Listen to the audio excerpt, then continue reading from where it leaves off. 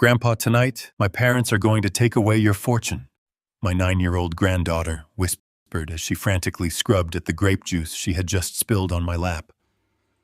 I looked down into her terrified eyes, then across the room at my son, who was pacing with a thick manila folder in his hands. I did not panic. I simply stood up, faked a severe heart episode to escape the house, and went home to check my hidden security cameras. What I saw on that footage made my blood run cold, and the trap I set in response ruined their lives forever. I am Lawrence, 72 years old, and before I tell you exactly how I dismantled my own son's life, let me know where you are watching from in the comments below. Hit like and subscribe if you have ever had to outsmart a family member who mistook your kindness for weakness. The air in my son Colin's sprawling suburban home was thick with the smell of expensive catered food and cheap intentions.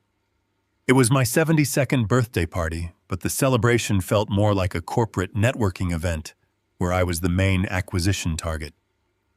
Colin had purchased this oversized modern monstrosity of a house 3 years ago, a glass and steel temple to his own ego, financed by mortgages I suspected he could barely afford. Every time I walked through his massive double doors, I felt the suffocating weight of his pretension. My daughter-in-law Monica floated through the room of guests, with a smile so incredibly forced, it looked like a grimace.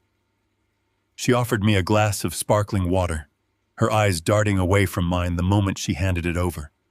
She had spent the entire evening treating me with a sickeningly sweet condescension, speaking to me slowly and loudly, as if I had already lost my faculties.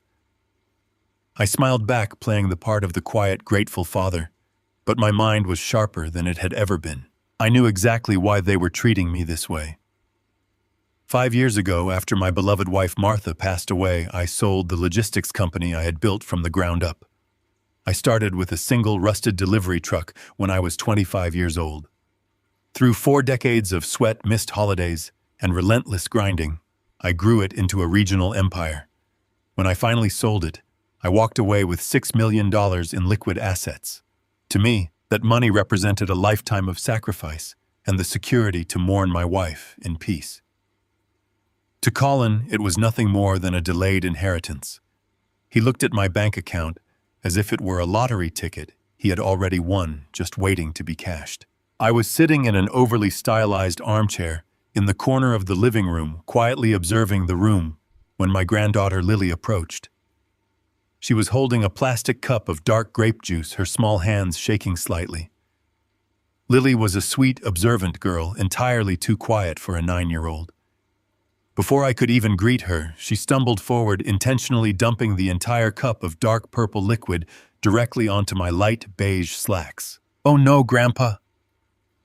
"I am so sorry," she cried out, dropping to her knees and grabbing a handful of napkins from the coffee table. "It is all right, sweetheart. Just an accident," I said, leaning forward to help her clean the mess. But as I leaned down, her small hands grabbed the collar of my shirt. She pulled me close, her face hidden from the rest of the room, and her trembling lips brushed against my ear. "Grandpa, they are going to take your money tonight after the party. I saw the papers in Dad's desk. Leave now." The words hit me like a physical blow to the chest. An immediate silent threat hung in the air. My own granddaughter, barely old enough to understand the gravity of corporate theft, was risking everything to warn me. I felt a cold knot of betrayal twist in my stomach, but I knew I could not let a single muscle in my face react. I patted her head gently, pushing her back, and offered her a warm, grandfatherly smile, as if she had just apologized for the spill. Inside, my mind was racing at 1,000,000 miles an hour. I glanced across the room.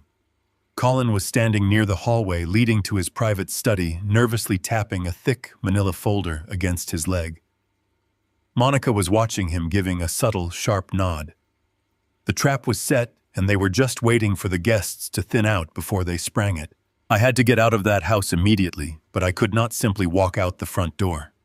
If Colin suspected I knew anything, he would escalate whatever legal or financial ambush he had prepared in that folder. I needed a distraction, something undeniable and urgent. Drawing on years of negotiating under pressure, I closed my eyes, took a shallow, ragged breath, and gripped my chest. I let out a low, pained groan and leaned heavily against the armrest of the chair. The crystal glass of water Monica had given me slipped from my hand, shattering loudly against the hardwood floor. The room fell dead silent. The lively chatter of the guests evaporated in an instant. "Dad!"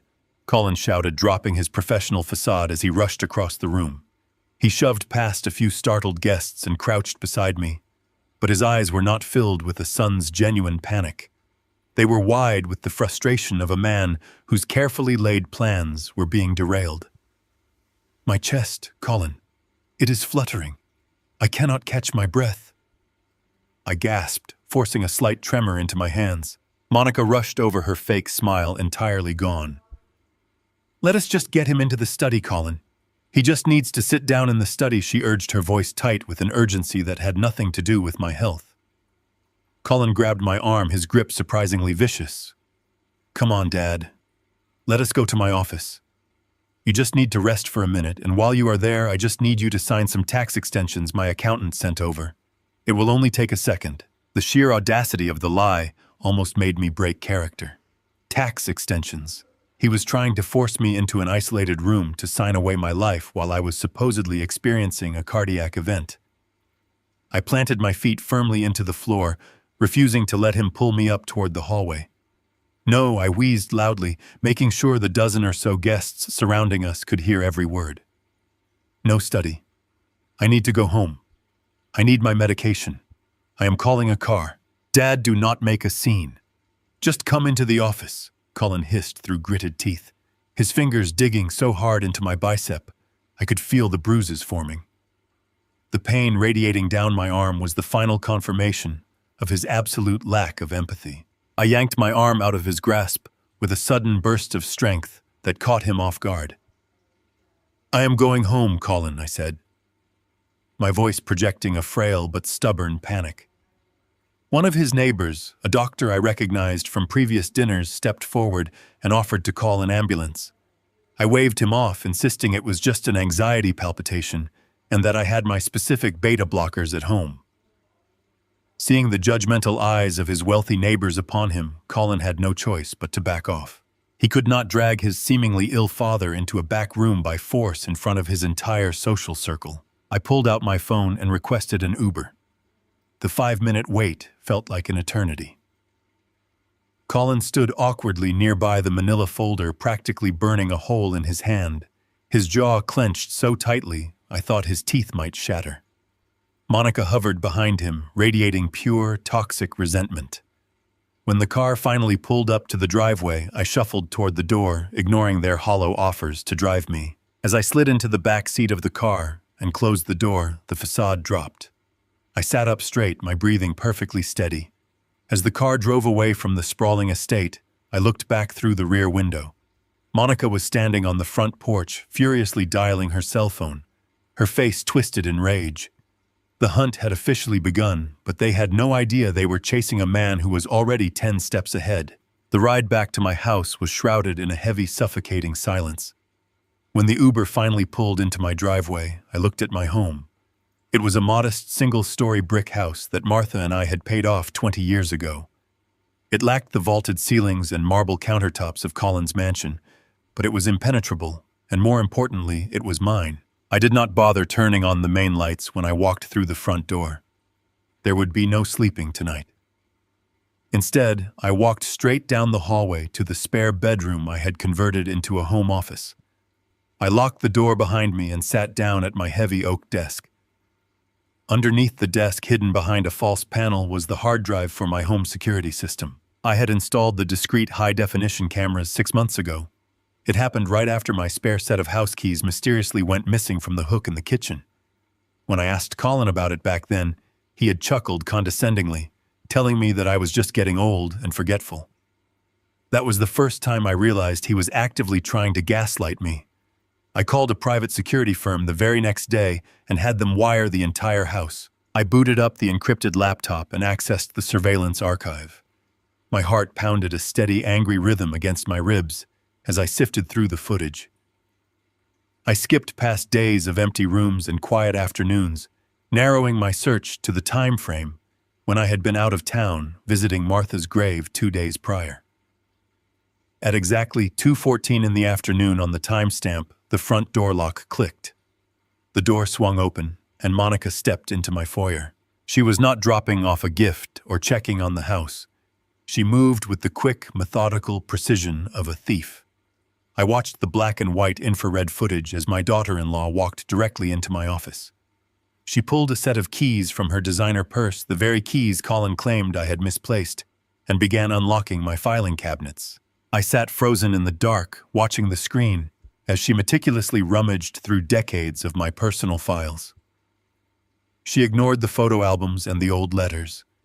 She went straight for the heavy folders containing the financial records from the sale of my logistics company. She pulled out my bank statements, my investment portfolios, and my tax returns, spreading them out across my desk. Then she took out her smartphone and began photographing every single page. The flashes of her camera illuminated the dark room on the video feed, capturing the entirety of my financial life. The betrayal solidified into a cold, unbreakable anger. This was not just a greedy son waiting for his father to pass away. This was a premeditated invasion. They were actively orchestrating my financial ruin, mapping out my assets to seize them by force. The folder Colin had been holding at the party was not a mistake. It was the culmination of weeks of espionage. I looked at the digital clock on my computer screen. It was exactly 2 in the morning. I picked up my cell phone and scrolled through my contacts until I found the name of the man I needed.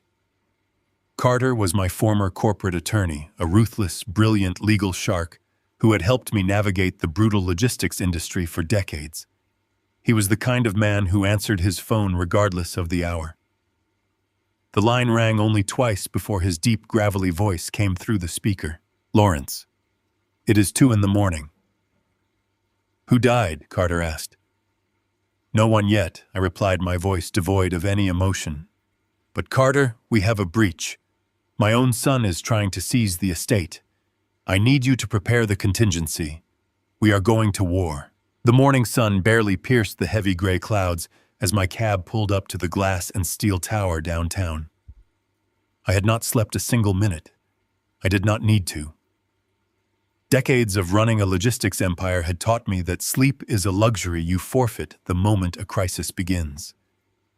I watched the city waking up around me, people walking to their jobs with their coffees and their mundane worries, completely oblivious to the war that had just been declared inside my family. I walked through the grand revolving doors of the high-rise and took the express elevator to the 42nd floor. Carter was waiting for me. His corner office was exactly as I remembered it from our days of negotiating brutal corporate mergers. It was sterile, expansive, and completely devoid of family photographs or warm colors. It was a room built for one purpose: winning at all costs. Sitting across from Carter's massive mahogany desk was a man I had never met. Miles was a private investigator I had retained the night before on Carter's urgent recommendation. Miles possessed the cold, unreadable face of a man who spent his life digging through the dirty laundry of the wealthy elite. We did not waste time on pleasantries. We did not bother with the traditional offering of coffee or water. Most importantly, we did not waste time on tears. I was no longer a betrayed father mourning the sudden violent loss of his family. The moment I walked through those heavy wooden doors, I became a chief executive officer, orchestrating a ruthless defense against a hostile takeover. "Take a seat," Lawrence Carter said, gesturing to the heavy leather chair opposite him. His voice was low and serious, the tone he only used when millions of dollars were on the line. I sat down and folded my hands perfectly still on my lap. Miles opened his silver laptop and turned the high-resolution screen toward me. He did not offer any sympathetic words. He simply started pulling up the digital files he had spent the early morning hours extracting. "To understand what you are looking at, you have to understand your son," Carter said softly. I nodded. I understood my son better than anyone. Colin had always hated the smell of diesel fuel and exhaust. Growing up, he refused to come down to the shipping yard to see where our money actually came from. He mocked my blue-collar roots at every opportunity, constantly reminding me that moving freight across state lines was a peasant's game. Colin wanted to be a man of high society. He desperately wanted to play golf with venture capitalists, to wear tailored suits that cost more than my first delivery truck, and to speak in corporate buzzwords. I had paid for his ridiculously expensive business degree, silently hoping he would find his own honest path. Instead, he used that elite education to look down on the very sweat and blood that funded it. He considered himself a financial prodigy, far too smart and sophisticated for the slow, steady, unglamorous grind of honest work. Miles tapped a key, bringing up a complex spreadsheet filled entirely with bright red numbers. He was not a prodigy, Miles said, his voice a flat, mechanical drone that made the reality even harsher. Let us start with the big picture. Your son attempted to play with the heavy hitters in the commercial sector. 2 years ago, he heavily leveraged himself into a commercial real estate flip on the developing west side of the city. He bypassed traditional regulated lenders because they saw the risk. Instead, he used high-interest private equity loans to secure a massive, dilapidated warehouse complex. He told his social circle he was going to turn it into a multi-million-dollar luxury loft destination. Miles clicked another button, displaying a drone photograph of an abandoned graffiti-covered brick building surrounded by overgrown weeds. The city zoning board denied his commercial permits 6 months ago, Miles continued relentlessly. They found structural issues he failed to inspect. The project died in the water immediately. The private equity firm called in the debt. I stared at the red numbers glowing on the laptop screen. The total deficit flashed like a neon warning sign in the sterile office. $850,000. Colin was nearly $1 million in the hole.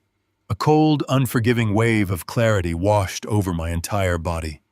He had not purchased that sprawling glass and steel suburban mansion because he was a massive success.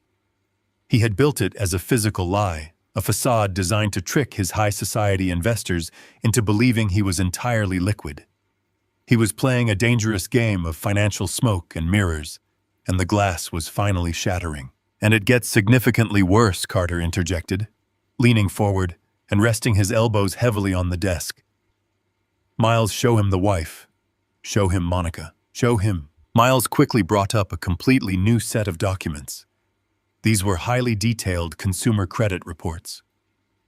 I thought about Monica, the night before, floating through her own living room, dripping in expensive designer jewelry, pouring imported sparkling water for guests, and treating me like a pathetic burden. That woman, it turned out, was drowning in an ocean of plastic. She possesses 4 separate premium-tier credit cards. Miles explained, highlighting the balances. Every single one of them is maxed out to the absolute limit. She has been taking cash advances from one high-interest card simply to pay the minimum monthly balance on the others. She is currently floating over $90,000 in unsecured consumer debt alone. She is buying designer clothes, hosting catered parties, and leasing luxury vehicles with money that simply does not exist. I felt a bitter, cynical smile tug at the corner of my mouth. I thought about the sickeningly sweet condescension she had weaponized against me at the birthday party. The way she judged my simple beige slacks and my worn leather shoes. She was entirely bankrupt, funding her pathetic illusion of superiority with stolen time and astronomical interest rates. I sat back in the heavy leather chair, letting the sheer magnitude of their colossal failure truly sink into my bones. They were completely broke. But broke people usually ask for loans. Broke people swallow their pride and file for Chapter 11 bankruptcy. Broke people do not orchestrate a highly complex medical and legal conspiracy to institutionalize their own father. There had to be something else. There had to be an immediate, terrifying catalyst, an impending doom that forced their hand to commit such a heinous act. Miles sensed my silent, burning question. He brought up one final, devastating document on the screen. It was an official, legally binding notice from a major national bank stamped with a bright red seal. They are completely out of time, Miles said quietly, tapping the screen. The bank has officially initiated foreclosure proceedings on their primary residence. They have exactly 60 days to cure the massive default, or the county sheriff will arrive to physically remove them from that multi-million-dollar mansion and change the locks. The truth dropped onto my chest like a heavy iron anvil. The heartbreak and betrayal I felt the night before rapidly morphed into a sharp, highly dangerous understanding. Colin and Monica were not just greedy, entitled children waiting patiently for an old man to die a natural death. They were something far worse. They were desperate. They were staring down the dark, terrifying barrel of total social and financial ruin. Their wealthy friends would inevitably see the foreclosure signs on the lawn. Their exclusive country club memberships would be publicly revoked. The high society life Colin had sacrificed his soul and his integrity to achieve was rapidly crumbling into dust around him. They were cornered animals, and any man who has lived a long life knows that a cornered animal is the most dangerous, unpredictable creature on earth. Also, "They will not stop," Carter said, breaking the heavy silence that had fallen over the room. A man facing the absolute loss of his entire identity will cross any legal or moral line to save himself. Your $6 million in liquid assets is the only life raft they have left in this world. They are going to take it, Lawrence, and they will run right over you to get it. They will lock you in a facility and drain your accounts before the ink on the conservatorship is even dry. I looked at Carter, then I looked at Miles. My hands were no longer shaking. My heart was beating with a steady, rhythmic, almost terrifying purpose. I stood up from the leather chair and walked over to the floor-to-ceiling window, looking down at the busy city streets far below. Colin truly thought I was just an old, tired truck driver. He thought my advanced age made me weak, slow, and oblivious to the modern world. He was about to find out that the man who built a logistics empire from scrap metal and sheer force of will knew exactly how to dismantle one. "Prepare everything, Carter," I said, my voice as cold and hard as the glass I was staring through. "We are not just going to defend my assets. We are going to let them step blindly right into their own trap." The cold reality of my son's financial ruin still hung heavily in the air of the sterile downtown office when Miles reached down to his worn leather briefcase resting on the carpet. The private investigator did not say a word as he popped the brass latches. The sharp, metallic click echoed in the quiet room like the cocking of a loaded weapon. He reached inside and slowly pulled out an object that made the breath catch in my throat. It was a thick manila folder. It looked identical to the one Colin had been gripping so desperately in the hallway of his sprawling suburban mansion just the night before. Miles slid the heavy envelope across the polished mahogany desk toward me. The paper scraped softly against the wood, a terrifying sound that signaled the escalation of a war I had not asked for. I stared at the blank cover of the folder for a long moment.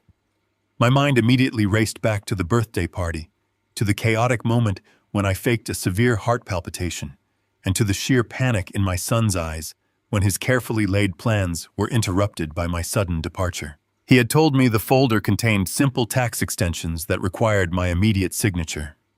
He had tried to physically force me into his private study to sign them behind closed doors. I placed my hand flat on the manila envelope. It felt unnaturally heavy. I looked up at Carter, my former corporate attorney, whose face was carved out of pure stone. "Open it," Lawrence Carter said, his deep voice devoid of any comforting warmth. "You need to see exactly how far your own flesh and blood is willing to go to save himself from the absolute ruin he created." I flipped the heavy cover open. The first page was a thick, densely worded legal document printed on official county court letterhead. The bold, capitalized words at the very top of the page stared back at me like a death sentence. "Petition for appointment of probate conservator. I am not a lawyer, but you do not spend 40 years building a regional logistics empire from a single rusted truck without learning how to read a legal threat." I scanned the first few paragraphs, my eyes darting over the dense legal jargon. Colin had officially petitioned the Superior Court to be appointed as my sole legal guardian. He was claiming that due to a rapid and severe decline in my cognitive faculties, I was no longer capable of managing my own finances, my health care, or my daily living arrangements. He was legally requesting that the state strip me of my absolute autonomy and hand the total control of my $6 million estate directly over to him. Carter leaned forward, resting his forearms on the desk, his sharp eyes locking onto mine. He wanted to make sure I completely understood the sheer brutality of the weapon Colin was trying to use against me. This is not a simple power of attorney, Carter explained slowly, making sure every single word landed with maximum impact. A power of attorney is something you grant voluntarily, and it is something you can revoke the moment you change your mind. A conservatorship is an entirely different beast. It is the legal equivalent of a hostile corporate takeover, but the corporation is your actual life. If a judge signs this petition, Lawrence, you legally cease to exist as an independent adult. I kept my eyes fixed on the petition, feeling a deep, chilling numbness spreading through my chest. Carter continued his relentless explanation. If Colin wins this petition, you lose the right to vote. You lose the right to drive a car. You lose the right to decide where you live. You lose the right to enter into any legal contract, which means you cannot hire a lawyer to fight back.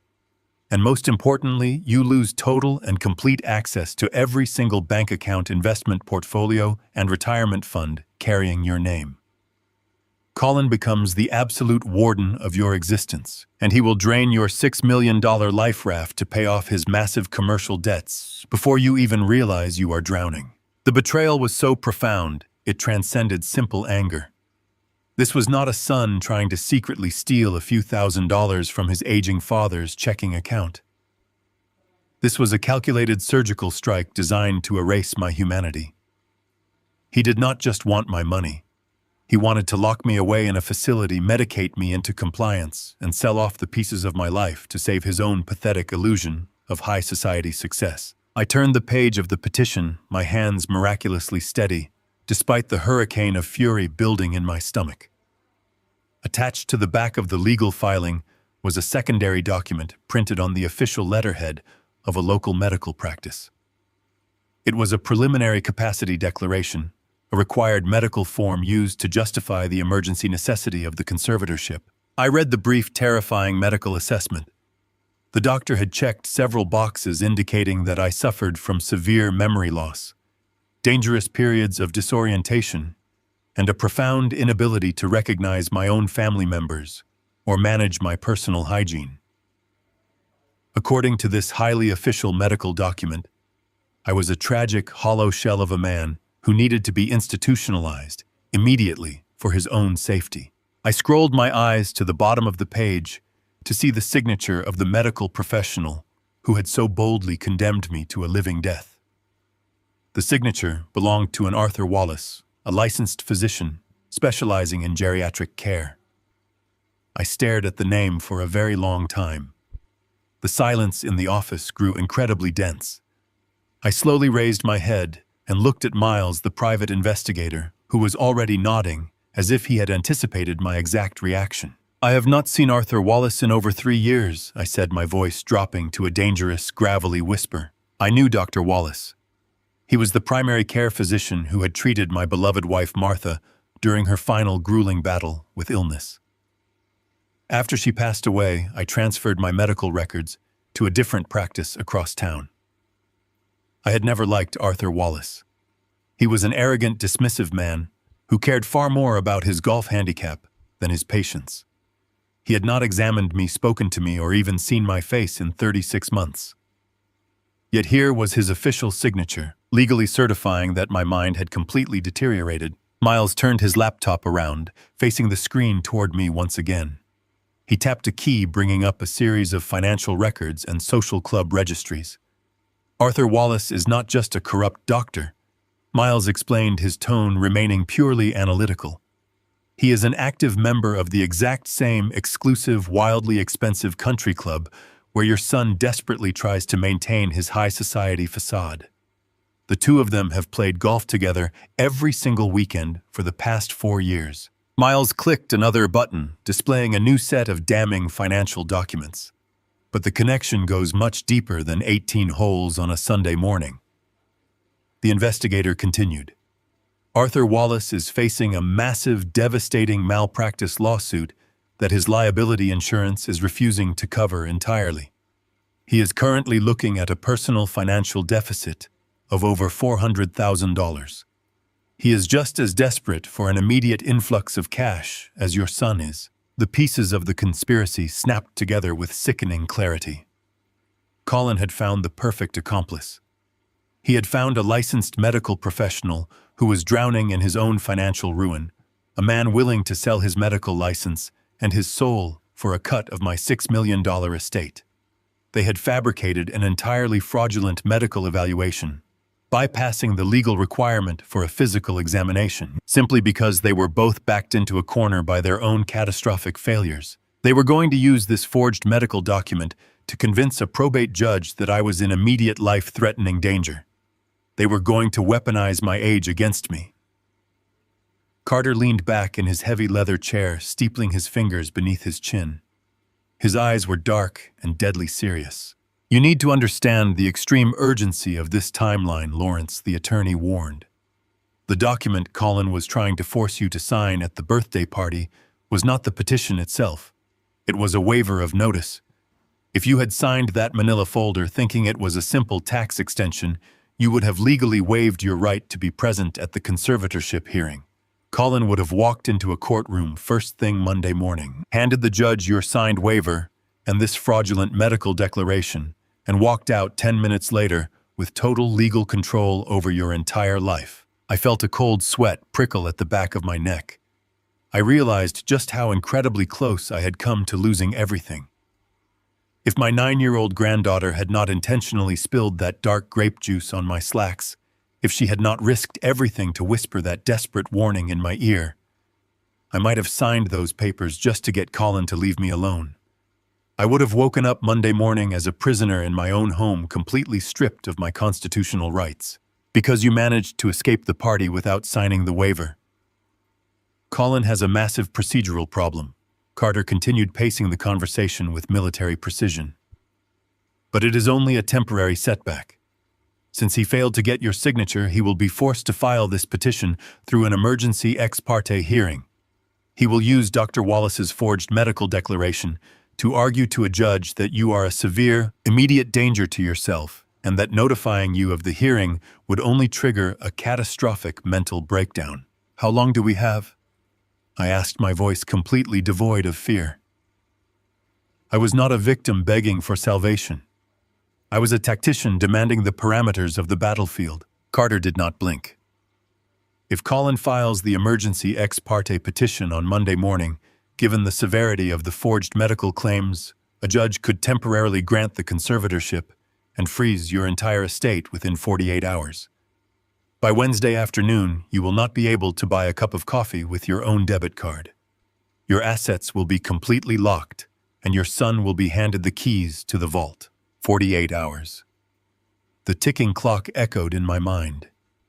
They had spent months meticulously orchestrating my total destruction, aligning their corrupt doctors, drafting their fraudulent legal petitions, and mapping out my bank accounts. They thought they had backed an old, helpless man into a dark corner where no one could hear him scream. They did not realize they had just handed a loaded weapon to a man who had spent 4 decades crushing corporate rivals who were 10 times smarter than a desperate suburban fraudster and a crooked country club doctor. I looked back down at the forged medical document. I stared at Dr. Wallace's arrogant looping signature, and then I looked at my son's name printed boldly at the top of the conservatorship petition. They thought my money was their salvation. They thought my $6 million was a giant unguarded pile of cash, just waiting to rescue them from the miserable consequences of their own spectacular failures. I took a slow, deep breath, feeling the last remaining shreds of paternal affection evaporate into thin air. I loved my son once. I had worked until my hands bled to provide him with a life I never had. But the man who orchestrated this vile, calculating conspiracy was not my son. He was a hostile threat. He was a parasite trying to feed on the remains of my life. I slowly slid the heavy manila folder back across the polished mahogany desk toward my attorney. I sat up perfectly straight in my chair, the lingering fatigue of the sleepless night, completely replaced by a sharp, cold, absolute focus. "Carter," I said, maintaining steady eye contact with the ruthless lawyer.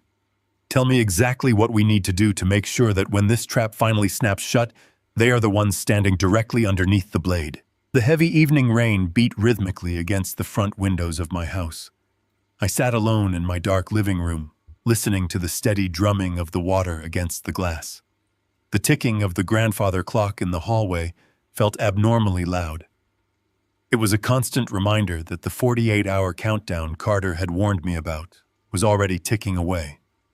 I had spent the afternoon meticulously preparing my home for the war that was coming. I had repositioned the hidden security cameras to ensure every angle of the living room and kitchen was perfectly covered.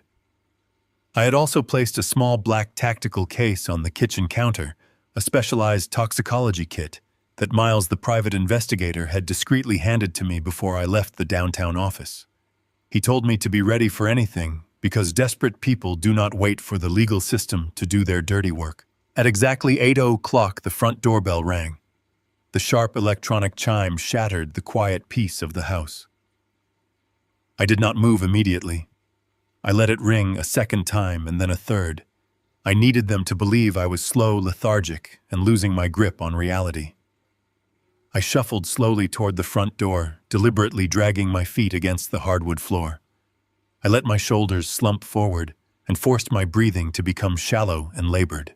When I finally turned the deadbolt and pulled the heavy wooden door open, I found Colin and Monica standing on my front porch. They were holding an umbrella and wearing expressions of deeply exaggerated concern.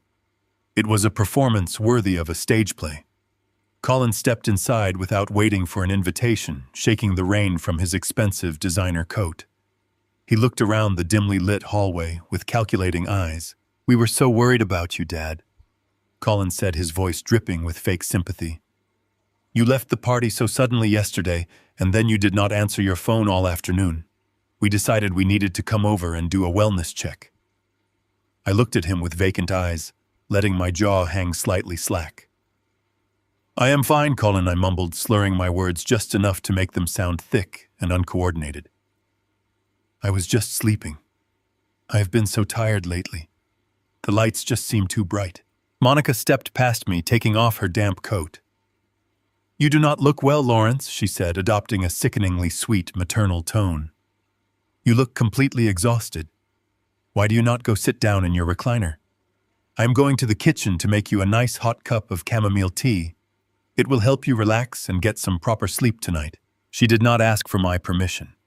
She simply walked straight into my kitchen and began opening cabinets with the familiarity of someone who believed she already owned the place. I shuffled back to the living room and lowered myself heavily into my leather recliner. Colin sat on the edge of the sofa opposite me, leaning forward like a predator studying a wounded animal. "Where did you go today, Dad?" Colin asked, probing for information. "You were gone for hours. Did you drive somewhere? You know it is not safe for you to be driving anymore with your memory acting up." I rubbed my temples with trembling hands, pretending to be confused by the question. "I do not remember, Colin," I whispered, looking down at the carpet. "I think I just took a walk. My head feels so foggy today. Everything is just so foggy," Colin smiled. It was a microscopic movement of his lips, but I caught it. He was thrilled. He truly believed his father was rapidly descending into the dark abyss of senile dementia.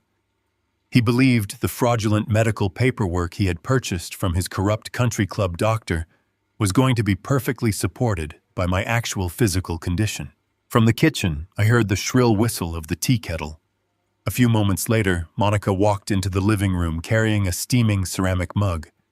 The sweet, floral scent of chamomile filled the space between us. She handed the mug to me very carefully. I wrapped both of my hands around the warm ceramic, letting my fingers shake violently enough to spill a tiny drop of hot water onto my pants. "Drink it while it is hot," Lawrence, Monica urged, standing directly over me. "It has special herbs to help calm your nerves. Drink the whole thing."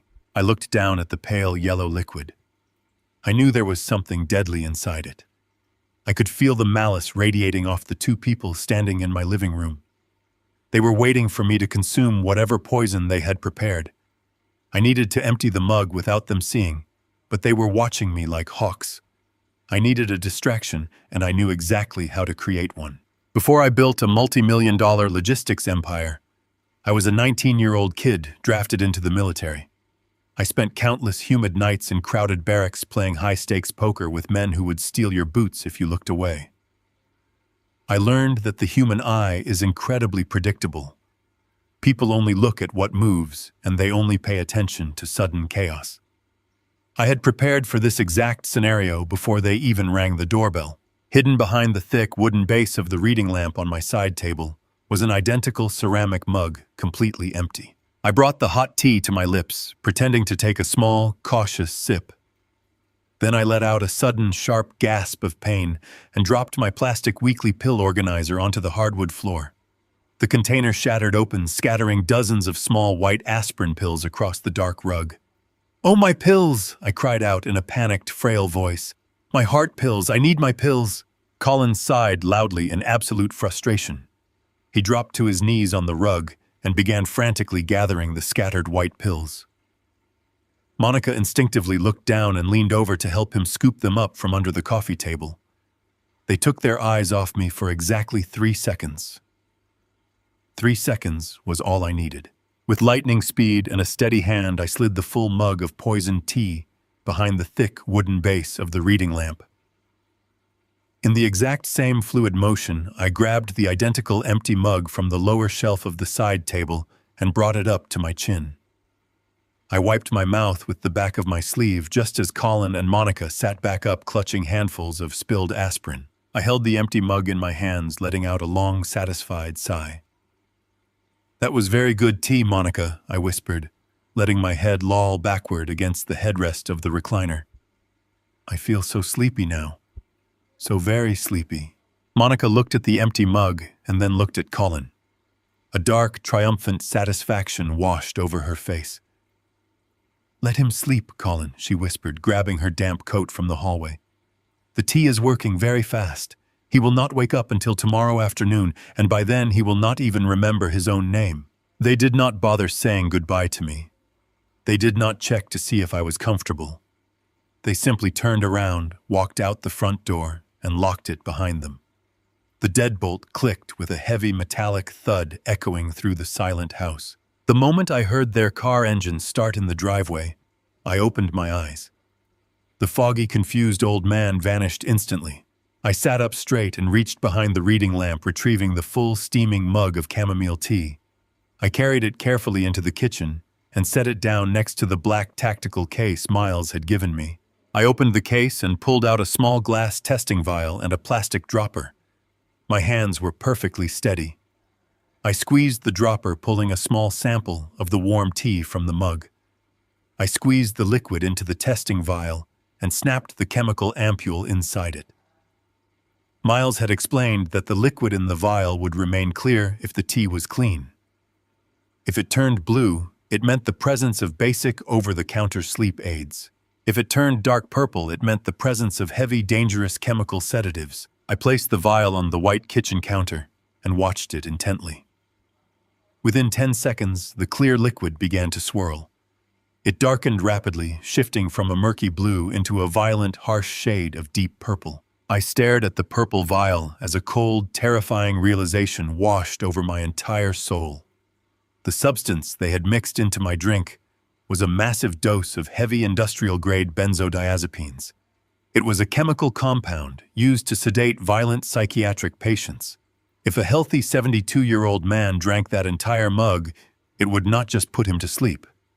It would artificially induce a state of extreme cognitive paralysis. It would cause immediate memory loss, severe slurring of speech, and a total loss of motor function.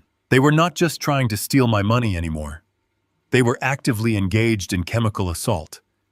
They knew that if Colin filed for an emergency conservatorship, the judge would likely order an immediate medical evaluation by a court-appointed doctor.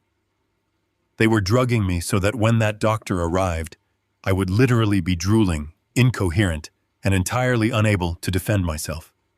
They were manufacturing the exact symptoms of severe dementia to justify their fraudulent legal claims. I looked at the purple vial, and then I looked around the kitchen of the home I had built. I thought about the thousands of hours I had worked to provide Colin with a privileged life. I thought about the private schools, the expensive cars, and the absolute safety I had given him. He had taken all of that love and twisted it into something vile. The line between financial greed and attempted murder had just been crossed in my own living room. I picked up the purple vial and sealed it tightly, placing it back into the secure, tactical case. This was no longer just a defensive legal battle to protect my assets. This was a war for my actual survival. They wanted to destroy my mind to take my wealth. They wanted to turn me into a ghost in my own body. I walked over to the kitchen sink and washed the ceramic mug out with scalding hot water, making sure no trace of their poison remained in my house. I dried my hands, grabbed my cell phone, and prepared for the next phase of the operation. They thought they had sedated a helpless old man. They had no idea they had just fully awakened a monster. The morning after the poisoned tea incident, I poured the toxic liquid down the kitchen drain and watched the purple chemical vanish. That swirling fluid was the physical proof of their murderous intent, but I did not need the police to intervene just yet. I needed time. I spent the next 14 days delivering the most exhausting and degrading acting performance of my entire life. To trap a predator, you must temporarily become the perfect wounded prey. I stopped shaving every morning, leaving a patch of uneven white stubble across my jawline. I stopped ironing my shirts, letting them wrinkle and hang loosely on my frame to make me look physically frail and neglected. When Colin and Monica made their daily visits to check on my supposed rapid cognitive decline, I answered the front door, shuffling my feet across the hardwood floor, taking agonizingly slow steps. I let my shoulders slump forward, collapsing my posture to project the exact image of a man whose body was failing just as quickly as his mind. By the middle of the first week, they were growing increasingly confident in their success. The heavy sedatives they thought they had tricked me into drinking were supposedly taking their inevitable toll on my brain. I decided to give them exactly what they came for.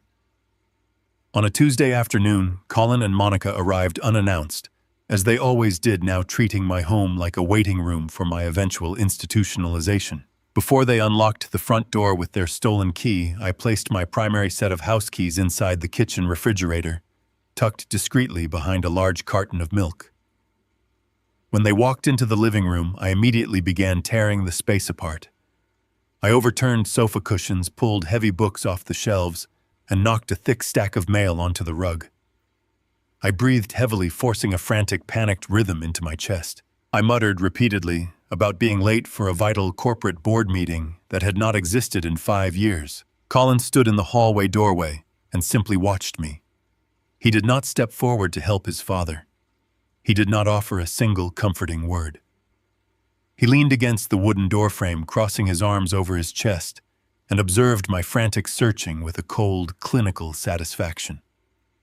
I walked into the kitchen and opened the refrigerator, pulling the keys from behind the milk carton.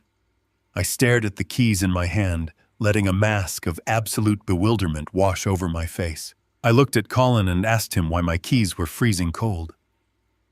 Monica let out a heavy, dramatic sigh and pulled a small black notebook from her designer purse.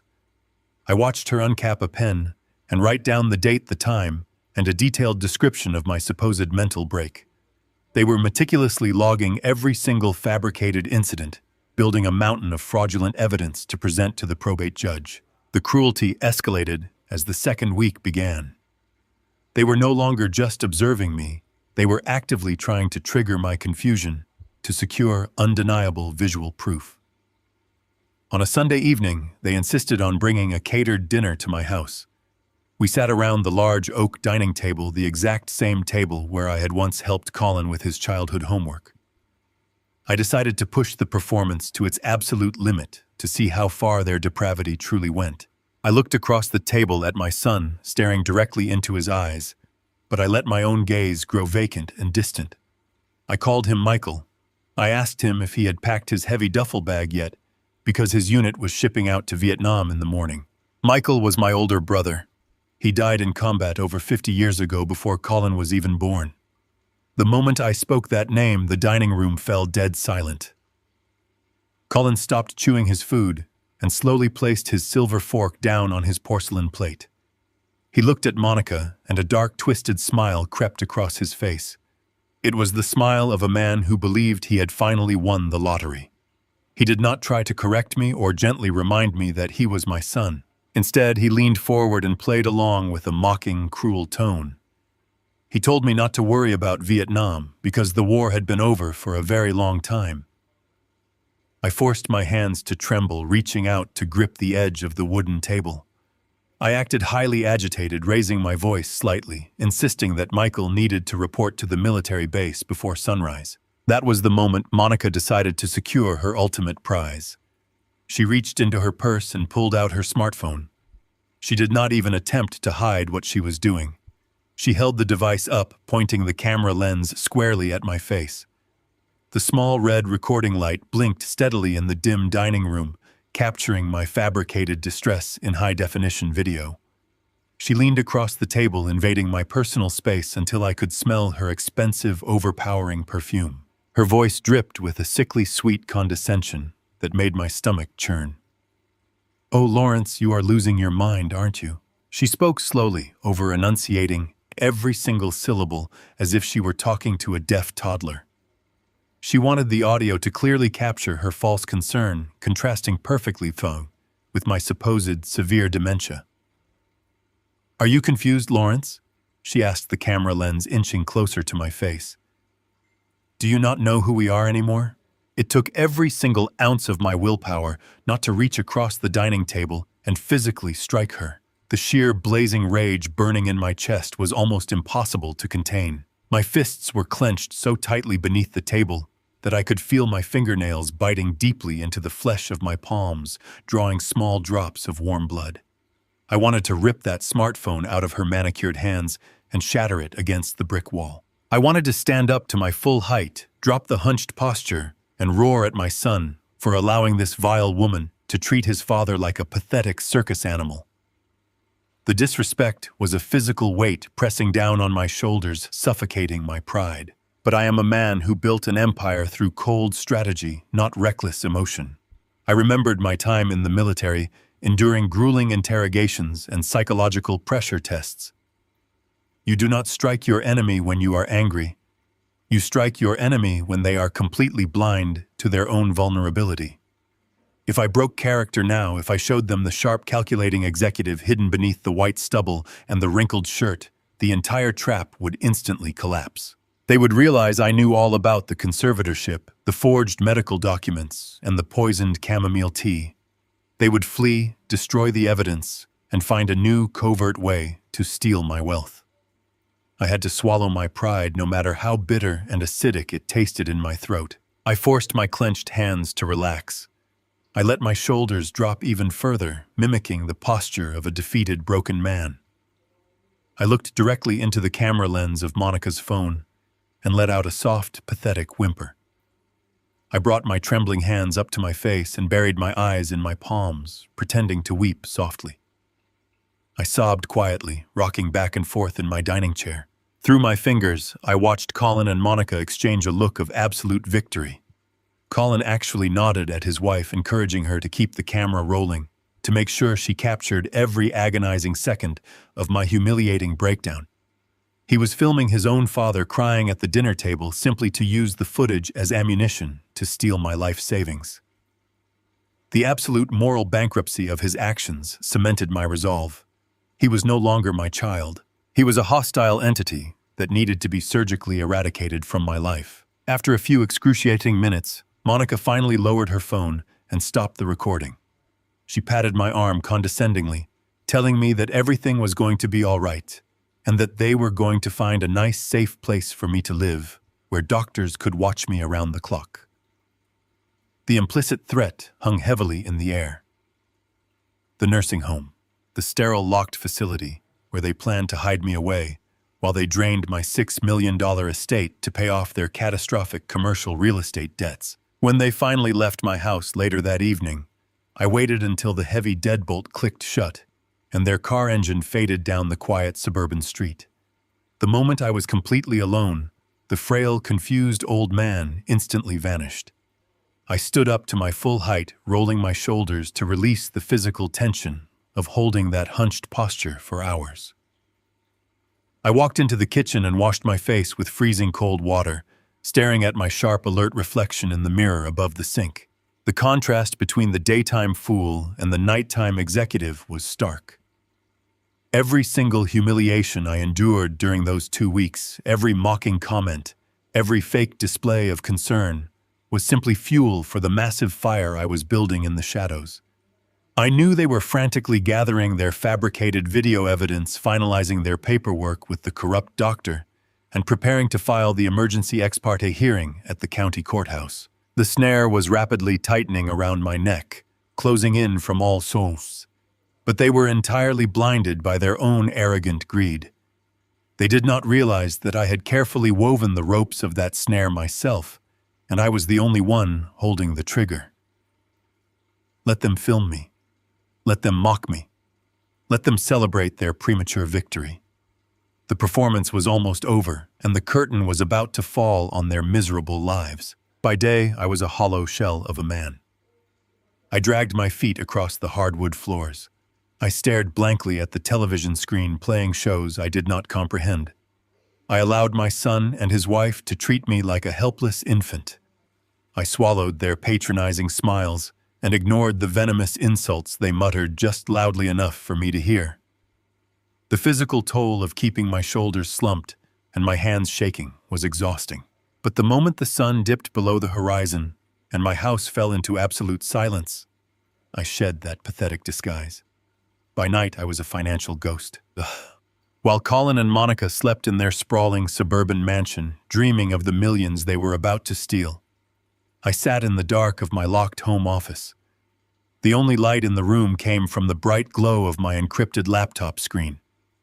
I was no longer the confused old man losing his grip on reality. I was the ruthless chief executive officer who had built an empire from rusted metal and sheer willpower. I spent those midnight hours executing a legal maneuver so complex and devastating that it would completely obliterate my son's entire reality. My attorney Carter did not sleep either. We communicated through secure encrypted channels late into the night. Carter understood that we were racing against a ticking clock. If Colin managed to force his fraudulent conservatorship petition through an emergency court hearing, my assets would be frozen instantly. I needed to move my wealth out of my own name before a corrupt judge could hand the keys to my son. Carter drafted the documents for an ironclad, irrevocable trust. He explained the mechanics of the legal structure with military precision. A standard revocable trust or a simple will could be challenged, overthrown, or manipulated by a court-appointed conservator. An irrevocable trust, however, is a financial fortress. Once the assets are transferred into it, they legally cease to belong to me. They become an entirely separate legal entity, untouched by any guardianship or medical declaration. Colin could show up with 50 corrupt doctors and a Supreme Court order, but he would never be able to pierce the armor of that trust. We needed a beneficiary to anchor the legal entity. There was only one person in my entire bloodline who deserved a single cent of the empire Martha and I had built. I named my 9-year-old granddaughter, Lily, as the sole and absolute beneficiary. I thought about her brave, terrified face at my birthday party. I thought about the way she deliberately spilled the dark grape juice on my slacks, just to buy herself a few seconds, to whisper the warning that saved my life. She was the only pure thing left in that miserable house, but I knew exactly how manipulative Colin and Monica could be. If they realized Lily was sitting on a multi-million-dollar fortune, they would immediately try to drain the funds by claiming parental management rights. They would invent phantom expenses, fake tuition bills, and fraudulent medical needs just to bleed the child's trust dry. I instructed Carter to seal every possible loophole. We appointed a ruthless, faceless corporate fiduciary located in Delaware to administer the trust. A team of highly paid corporate lawyers and forensic accountants would manage the disbursements. They were legally bound by a strict set of instructions I authored personally.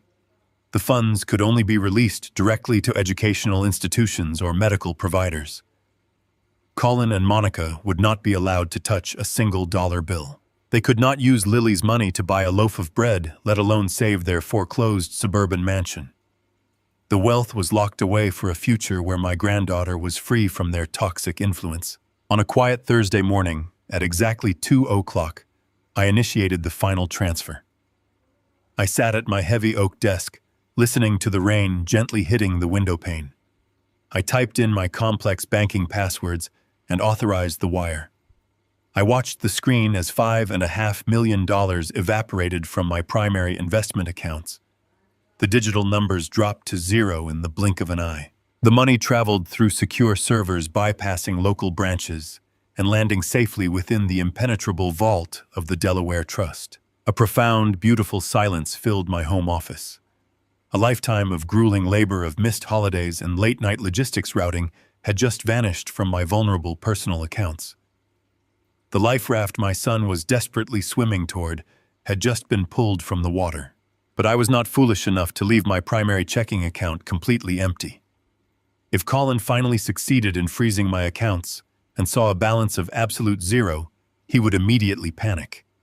He would hire aggressive forensic accountants to track the wire transfers. He would realize he had been outsmarted, and he would change his strategy.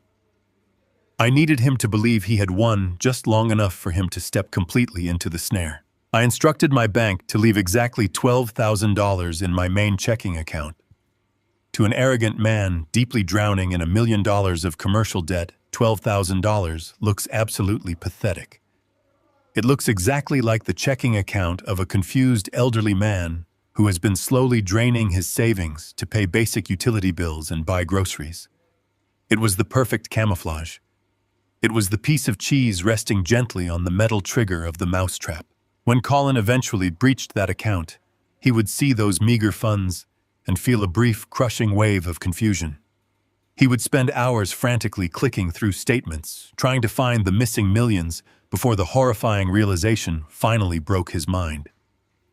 I wanted him to feel that exact moment of absolute, terrifying emptiness. I closed the banking portal and shut the heavy laptop. The bright screen went black, plunging the home office back into total darkness. I sat in my leather desk chair and let out a long, slow breath. The defensive phase of my operation was officially complete. The empire was safe. Lily was protected. My legacy could never be corrupted by the greedy hands of the people who wanted to institutionalize me. But as I sat in the dark, I realized that simply protecting my assets was not enough to satisfy the cold, heavy rage burning inside my chest. Defense prevents you from losing, but it does not win the war. My son and his wife had crossed a moral boundary that demanded absolute retribution. They had not just plotted to steal my money. They had poisoned my tea with heavy sedatives. They had hired a corrupt doctor to falsely diagnose me with severe dementia. They had orchestrated a psychological torture campaign to break my mind and strip me of my human dignity. If I simply walked away with my money protected, they would just find another victim. They would continue their pathetic, desperate lives, manipulating and destroying anyone who stood in the way of their fake high society image. They needed to be taught a lesson in total, absolute ruin. They needed to experience the exact same suffocating helplessness they had planned to inflict upon me. I opened my laptop once again and woke the screen. I drafted a new, highly secure message to Carter. The defense was set, but now I wanted to buy the weapon that would execute the final blow. I instructed my lawyer to begin tracing the exact commercial bank that held the defaulted mortgage on my son's sprawling glass and steel mansion. I did not just want to watch him lose his home to a faceless lending institution. I wanted to become the executioner. I smiled in the darkness, a cold, calculated smile that belonged to the ruthless executive I truly was. They thought they were hunting a sick, weak old man. They had no idea they had just handed the keys to their entire existence directly to a financial ghost. The trap was perfectly laid, and the bait was set. All I had to do now was wait for the sun to rise, slump my shoulders, and open the front door for the monsters pretending to be my family. The morning sun broke through the heavy overcast sky, casting long shadows across my hardwood floor. I sat in my kitchen, sipping a cup of black coffee, feeling a profound sense of clarity. The $5.5 million were safely locked away in a Delaware trust entirely out of my son's reach. But the defensive victory was not enough to quell the fire in my chest. Protecting my legacy from parasites was simply a matter of corporate hygiene. Destroying those parasites, however, required a far more aggressive strategy. I did not just want Colin and Monica to fail. I wanted to be the architect of their ruin. I wanted to look them directly in the eyes when their pathetic illusion of high society superiority shattered into a million pieces. I picked up my encrypted cell phone and dialed Carter. It was barely 7 in the morning, but my attorney answered on the first ring. I told him we needed to move to the offensive phase of the operation. I instructed him to create an anonymous limited liability company, something with a completely generic name that would never trace back to me or the family logistics business. We settled on a bland corporate-sounding entity that would fly completely under the radar of any basic background check. I told Carter I wanted to use the remaining cash reserves I had kept entirely separate from Lily's trust fund to make a very specific purchase. I wanted to buy my son's defaulted mortgage directly from his lending institution. Carter let out a low appreciative chuckle over the phone line. He explained that commercial banks absolutely hate holding on to distressed suburban assets, especially when the homeowners are hopelessly underwater and facing imminent foreclosure. Financial institutions prefer liquid capital over lengthy, expensive eviction battles. If an anonymous private equity firm offered to purchase the toxic debt outright, the bank would eagerly offload the headache for pennies on the dollar. Carter mobilized his team of forensic accountants immediately. By noon, my newly formed anonymous company had reached out to Colin's lenders. The bank was thrilled to quietly sell off the defaulted mortgage without public spectacle. I wired the exact funds required to purchase the debt in full. With the stroke of a digital pen and the transfer of several $100,000, the bank officially assigned the deed of trust to my anonymous company. The sheer gravity of what I had just accomplished settled over me. I was no longer just a wealthy old man trying to protect his savings. I was now legally my son's landlord. I was the sole proprietor of his massive, overpriced glass and steel suburban mansion. I held the absolute legal right to foreclose, to evict, and to seize the property. Colin and Monica were currently picking out matching outfits in their sprawling walk-in closet, completely oblivious to the fact that the very floorboards beneath their designer shoes belonged entirely to the father they were actively trying to institutionalize. I held the deed to their lives. I had bought the noose, tied the heavy knot, and carefully placed it around their greedy necks. All they had to do now was take that final step forward. That afternoon, they arrived for their daily performance. They used their stolen key to unlock my front door, walking into my living room with the arrogant swagger of conquerors inspecting their newly claimed territory.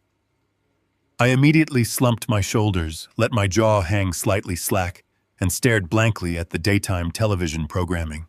Colin stood in the center of my living room, checking his expensive gold watch, complaining loudly to Monica about how long the probate court was taking to process the emergency medical hearing. Monica did not even bother to lower her voice. She walked right past my recliner, running her manicured fingers over the antique oak side table Martha and I had purchased on our honeymoon. She told Colin that they needed to call an estate liquidator by the end of the week. She loudly declared that most of my furniture was garbage, but they might be able to get a few $1,000s for the vintage pieces if they sold them quickly. She actually stood 2 feet away from my face, discussing how she planned to pawn my dead wife's belongings to help cover the minimum payments on her maxed-out premium credit cards. It required a superhuman level of restraint to remain seated in that recliner. I wanted to stand up, grab her by the collar of her expensive imported blouse, and throw her out onto the front lawn. I wanted to roar at my son for allowing this vile creature to disrespect his mother's memory.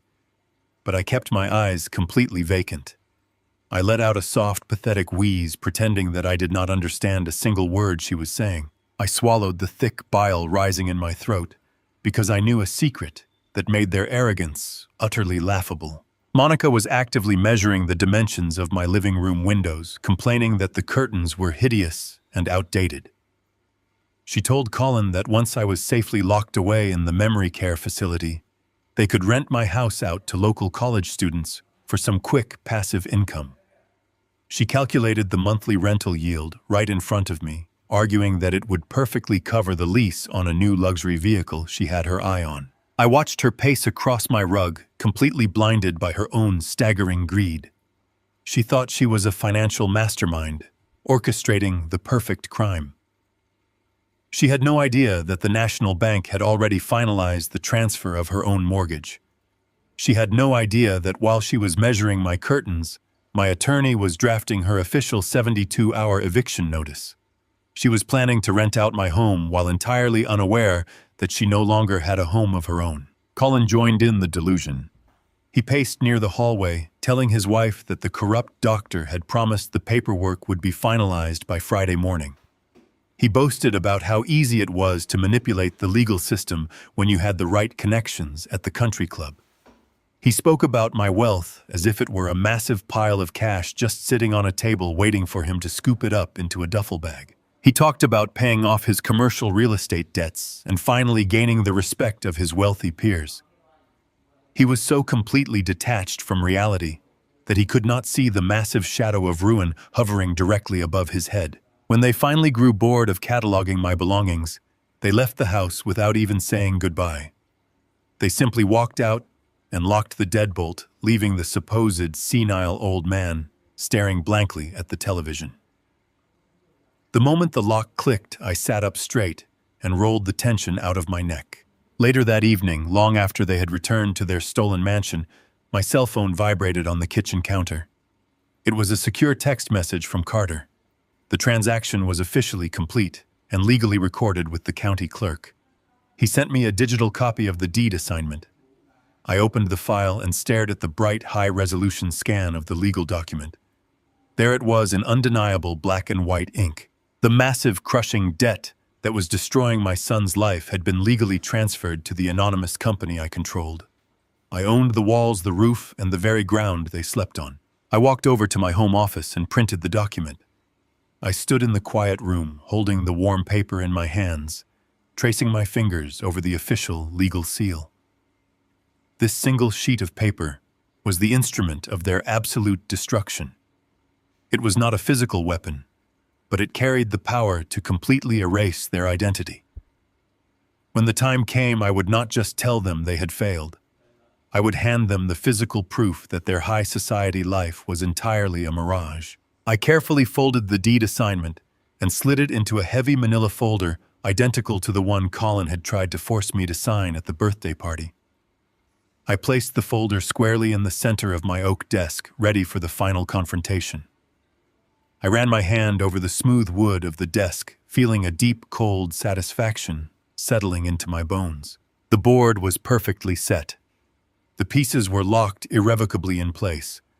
The helpless, senile old man they thought they were hunting was dead. In his place stood the judge, the jury, and the executioner. They wanted to strip me of my dignity and lock me away in the dark.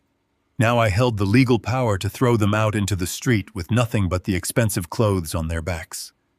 The financial ghost had fully materialized, and he was ready to collect his due. The heavy gray clouds of early Friday morning hung low over the suburban streets, casting a pale, sterile light through my living room windows. I sat in my worn leather recliner dressed in my usual loose-fitting shirt and faded trousers. The grandfather clock in the hallway ticked with a slow, deliberate rhythm. The trap I had meticulously built over the past 2 weeks was primed and ready, but I knew the enemy had to make the first move. They had to cross the threshold of my home with their weapons drawn to legally and morally seal their own fate. I kept my breathing shallow and even, waiting for the familiar sound of a stolen key sliding into my front door lock. At exactly 9 in the morning, the sound of tires crushing the wet gravel in my driveway echoed through the quiet house. It was not just one vehicle. I heard the heavy doors of multiple cars slamming shut, followed by the distinct sound of several pairs of footsteps marching up my concrete walkway. They moved with a heavy, urgent cadence, completely devoid of the casual rhythm of a family morning visit. The metal lock on my front door clicked sharply. The heavy wooden door swung open, and a cold gust of morning air rushed into the foyer. Colin and Monica stepped into the hallway, but they were not alone. Following closely behind them were 2 men I immediately recognized from the extensive background checks Miles, the private investigator, had provided. The first was Arthur Wallace, the corrupt country club physician. He looked exactly as I remembered him from 3 years ago, sporting an expensive artificial tan and a tailored suit that tried entirely too hard to project ultimate authority. The second man was a nervous, heavily sweating individual, clutching a worn leather briefcase tightly to his chest. This was the sketchy public notary Colin had paid off to legally rubber stamp the fraudulent documents. Colin did not offer a fake smile today. He did not pretend to be the concerned, loving son bringing his father a morning cup of coffee. He reached behind the group and slammed the front door shut, driving the heavy brass deadbolt home with a loud final click.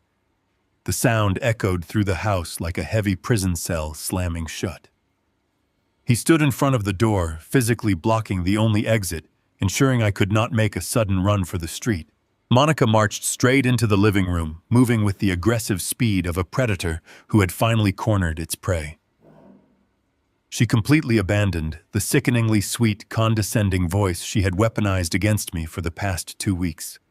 Her face was hard cold and radiating absolute hostility. She reached into her oversized designer handbag and pulled out a massive stack of legal documents, dropping them onto my oak coffee table with a heavy thud. I shrank back into my leather recliner, pulling my knees together and letting my hands tremble violently. I looked up at the 4 people surrounding my chair, widening my eyes in a perfectly crafted expression of terrified confusion. I asked Colin who these strange men were and why they were standing in my living room so early in the morning. Colin stepped away from the locked door and walked slowly toward my chair, towering over me. His shadow fell across my face, blocking out the pale morning light from the window. He looked down at me with an expression of pure, unadulterated disgust. The facade was officially dead. The loving son was gone, completely replaced by a desperate, bankrupt man willing to destroy his father for a financial lifeline. "It is time to sign, Dad," Colin said, his voice flat and completely devoid of any human empathy. "You are not fit to live alone anymore. The doctor is here to certify your transfer to the facility." I let out a pathetic, whimpering gasp, pressing my back hard against the leather upholstery. I looked frantically from Colin to Monica, begging them to explain what facility they were talking about and why I needed to leave my own home. Monica stepped forward, tapping the thick stack of papers on the coffee table with her manicured fingernail.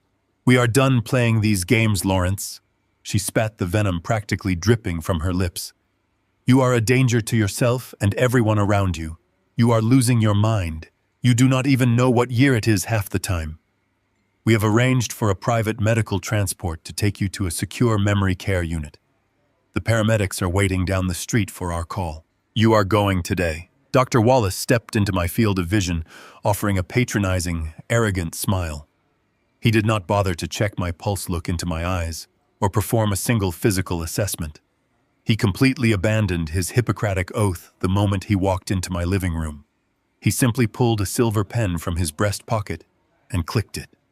"Now, Lawrence," Dr. Wallace said, using my first name with a complete lack of professional respect. "Your son is doing what is best for you. Your cognitive decline is severe and rapid. I have already drafted the medical declaration. If you just sign these conservatorship papers, we can make this transition smooth and painless. If you refuse, we will have to use chemical restraints to transport you safely." The threat was absolute.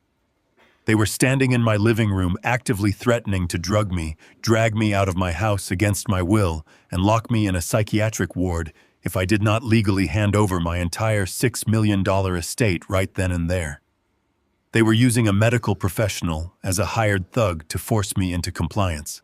The nervous notary stepped forward, unlatching his briefcase with shaky hands.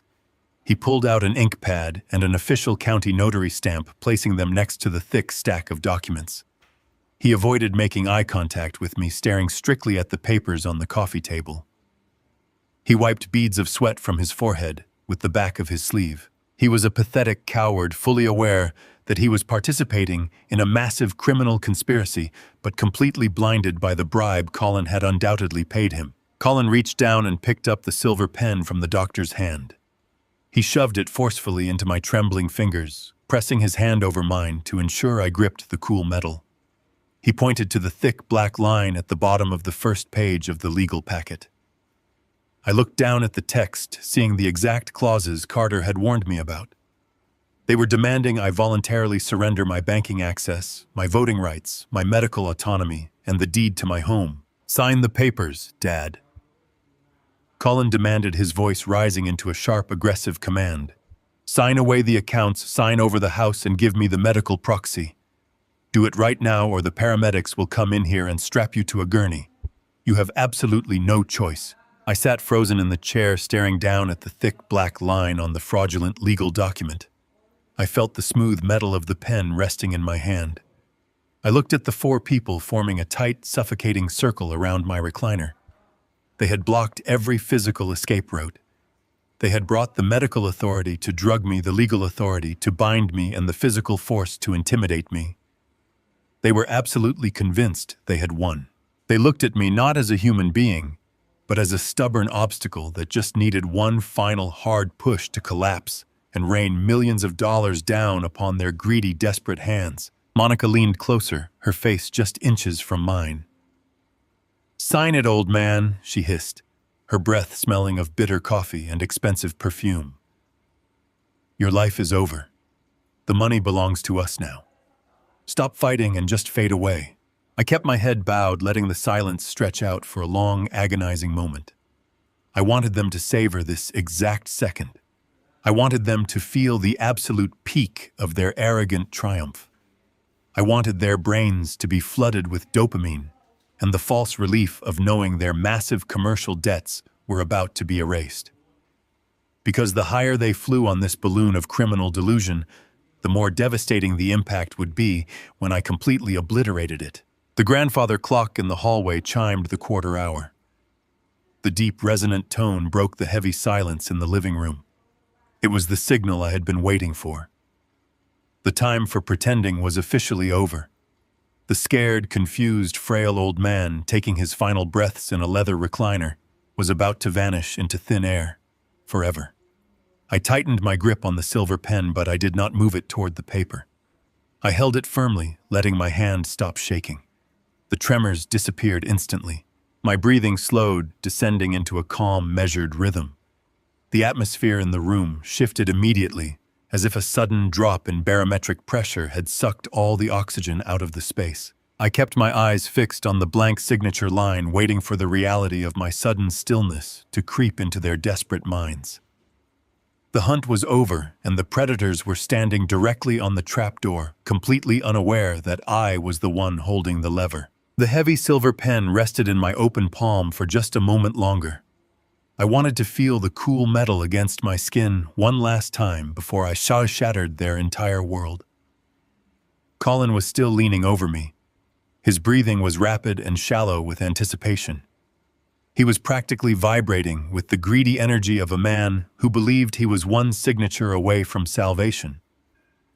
Monica was smirking. The corrupt doctor was tapping his expensive leather shoe against my rug. They were all completely oblivious to the massive tidal wave that was currently building directly above their heads. I closed my fingers around the silver pen. I did not move it toward the thick black signature line on the fraudulent legal document. Instead, I opened my grip and let the pen drop. It hit the solid oak coffee table with a sharp metallic clatter that echoed loudly in the quiet living room. Colin frowned. His thick eyebrows pulled together in a deep expression of pure frustration. He reached down to pick it up, muttering something about my clumsy old hands, but I did not let him reach the table. I uncrossed my legs and planted my feet firmly onto the floor. I pushed my shoulders back, rolling my spine perfectly straight. The hunched, defeated posture I had maintained for 2 agonizing weeks vanished in an absolute instant. I lifted my chin and turned my face upward. I looked Colin dead in the eye. For the first time in 14 days, the thick, milky fog of confusion entirely cleared from my gaze. I let the cold, calculating intellect of the man who had built a massive corporate empire burn brightly in my eyes.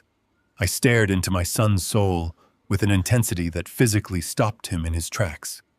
His hand hovered frozen just inches above the coffee table. He looked at my face, and the arrogant impatience in his eyes was immediately replaced by a sudden flickering spark of genuine terror. He recognized the look. It was the exact same look I used to give ruthless competitors right before I finalized a hostile corporate buyout. "I am not signing anything," I said. My voice was no longer the weak, trembling whisper of a fragile senior citizen. It was deep, resonant, and hard as solid concrete. It cut through the stale air of the living room like a perfectly sharpened blade. "And you are trespassing." Colin stumbled backward as if I had just struck him across the face with a heavy stone. He opened his mouth, but absolutely no sound came out. Monica dropped her manicured hands to her sides, her arrogant smirk sliding right off her face. The corrupt doctor took a sudden nervous step toward the hallway, suddenly realizing that the frail patient he planned to drug was staring at him with the lethal focus of a predator. I did not wait for them to recover from the shock. I reached under the thick wooden lip of the coffee table. My fingers found the small wireless remote button I had securely taped there just 3 hours earlier. I pressed it firmly. Across the room, the heavy sliding oak doors that separated the formal living room from the dining area began to move. They retracted smoothly into the walls, revealing the dark, spacious dining room beyond. The 4 people standing around my chair turned their heads simultaneously, drawn to the sudden movement. The dining room was not empty. They had not been alone in the house. Carter, my ruthless corporate attorney, stepped through the doorway first. He was wearing an immaculate charcoal suit and holding a thick leather portfolio, perfectly calm and entirely lethal. Right beside him was Miles, the private investigator, clutching a digital tablet and wearing a deeply satisfied smile. But it was the 2 individuals who stepped out from the shadows behind them that completely drained the oxygen from the room. 2 fully uniformed city police officers walked into the bright morning light of the living room. Their heavy-duty boots thudded against the hardwood floor with undeniable, absolute authority. The static hiss of their shoulder radios crackled through the tense silence. They unclipped the retaining straps on their duty belts and moved to physically block the wide entrance to the hallway, cutting off the only path to the front door. They had been standing perfectly still in the dark dining room for over an hour. They had listened to every single word spoken in the living room. They had heard Colin threaten to strap me to a gurney. They had heard the doctor openly admit to drafting a fraudulent medical declaration without an examination. They had heard the aggressive illegal extortion of a senior citizen recorded live in my own home. The atmosphere in the living room imploded into absolute chaos. The sheer velocity of their downfall hit them with the force of a freight train. Dr. Wallace, the arrogant country club physician who thought he was untouchable, was the very first to break. The polished, high society medical professional realized instantly that his entire life was over. His medical license, his reputation, and his freedom were burning to ashes right in front of his eyes. He let out a strange, high-pitched gasp of pure panic. He dropped his expensive leather medical bag directly onto the rug and bolted. He spun around and sprinted toward the hallway, moving with the desperate, clumsy speed of a terrified animal fleeing a trap. He did not make it more than 3 steps. The younger of the 2 police officers lunged forward, moving with expert tactical precision. He grabbed the doctor by the shoulder of his tailored suit and spun him around, shoving him firmly against the wall. The heavy impact rattled the picture frames hanging in the hallway. "Do not move another inch, sir," the officer barked in a voice that commanded absolute obedience. "Keep your hands flat against the wall right now." Dr. Wallace burst into immediate hysterical tears. He pressed his trembling hands against the floral wallpaper, sobbing uncontrollably. He began babbling desperately, claiming he was tricked, claiming he did not know what was really happening, begging the officer to let him call his attorney. The pathetic display of cowardice was incredibly satisfying to witness. The man who was willing to chemically sedate me for a paycheck was now weeping like a frightened child. The sketchy notary did not even attempt to run. His knees completely buckled beneath him. He collapsed right down onto the sofa, clutching his chest and hyperventilating. He stared at the uniformed officers with wide, unblinking eyes, realizing he was going to federal prison for participating in a massive criminal conspiracy. Monica, however, refused to accept her absolute defeat. Her mind simply could not process the reality that the helpless old fool she had mocked and tormented had entirely outsmarted her. She pointed a shaking manicured finger at me and let out a piercing, aggressive scream. "He is crazy!" she shrieked, her voice echoing shrilly off the living room walls. "Look at him. He does not know what he is doing. He is a confused old man. Officers, you have to listen to me. He is completely senile. He hired these people because he is hallucinating. This is exactly why we brought the doctor here. He needs to be locked away right now." Colin snapped out of his paralyzed shock and immediately joined her desperate delusion. He took a step toward the older police officer, raising his hands in a pathetic gesture of pleading. "Officer, please, you have to understand," Colin begged, his voice cracking with panic. "My father is severely ill. He has dementia. He is having a psychotic episode. We are his family. We are just trying to get him the medical help he desperately needs. You are interrupting a private family medical intervention." The older officer did not even flinch. He looked at Colin with an expression of profound professional disgust. "Sir, step back from me right now," the officer ordered, resting his hand near his utility belt. "Nobody in this room is going anywhere." I sat comfortably in my leather recliner, watching them thrash and scream against the inevitable. They were still desperately clinging to their favorite weapon. Even with the police standing right in front of them, they were still trying to gaslight the room into believing I was insane. They truly thought their wealthy suburban privilege could talk them out of an active crime scene. I decided it was time to drive the final nail directly into their coffin. I did not raise my voice to shout over their hysterical pleading. I simply reached over to my side table and picked up the small black television remote. I pressed the power button. The massive flat-screen television mounted on the wall directly above the fireplace flared to brilliant life. The screen was already connected to the hidden security server in my home office. I tapped a button, and a crystal-clear high-definition video began to play. I turned the volume up until it completely drowned out Monica's screaming.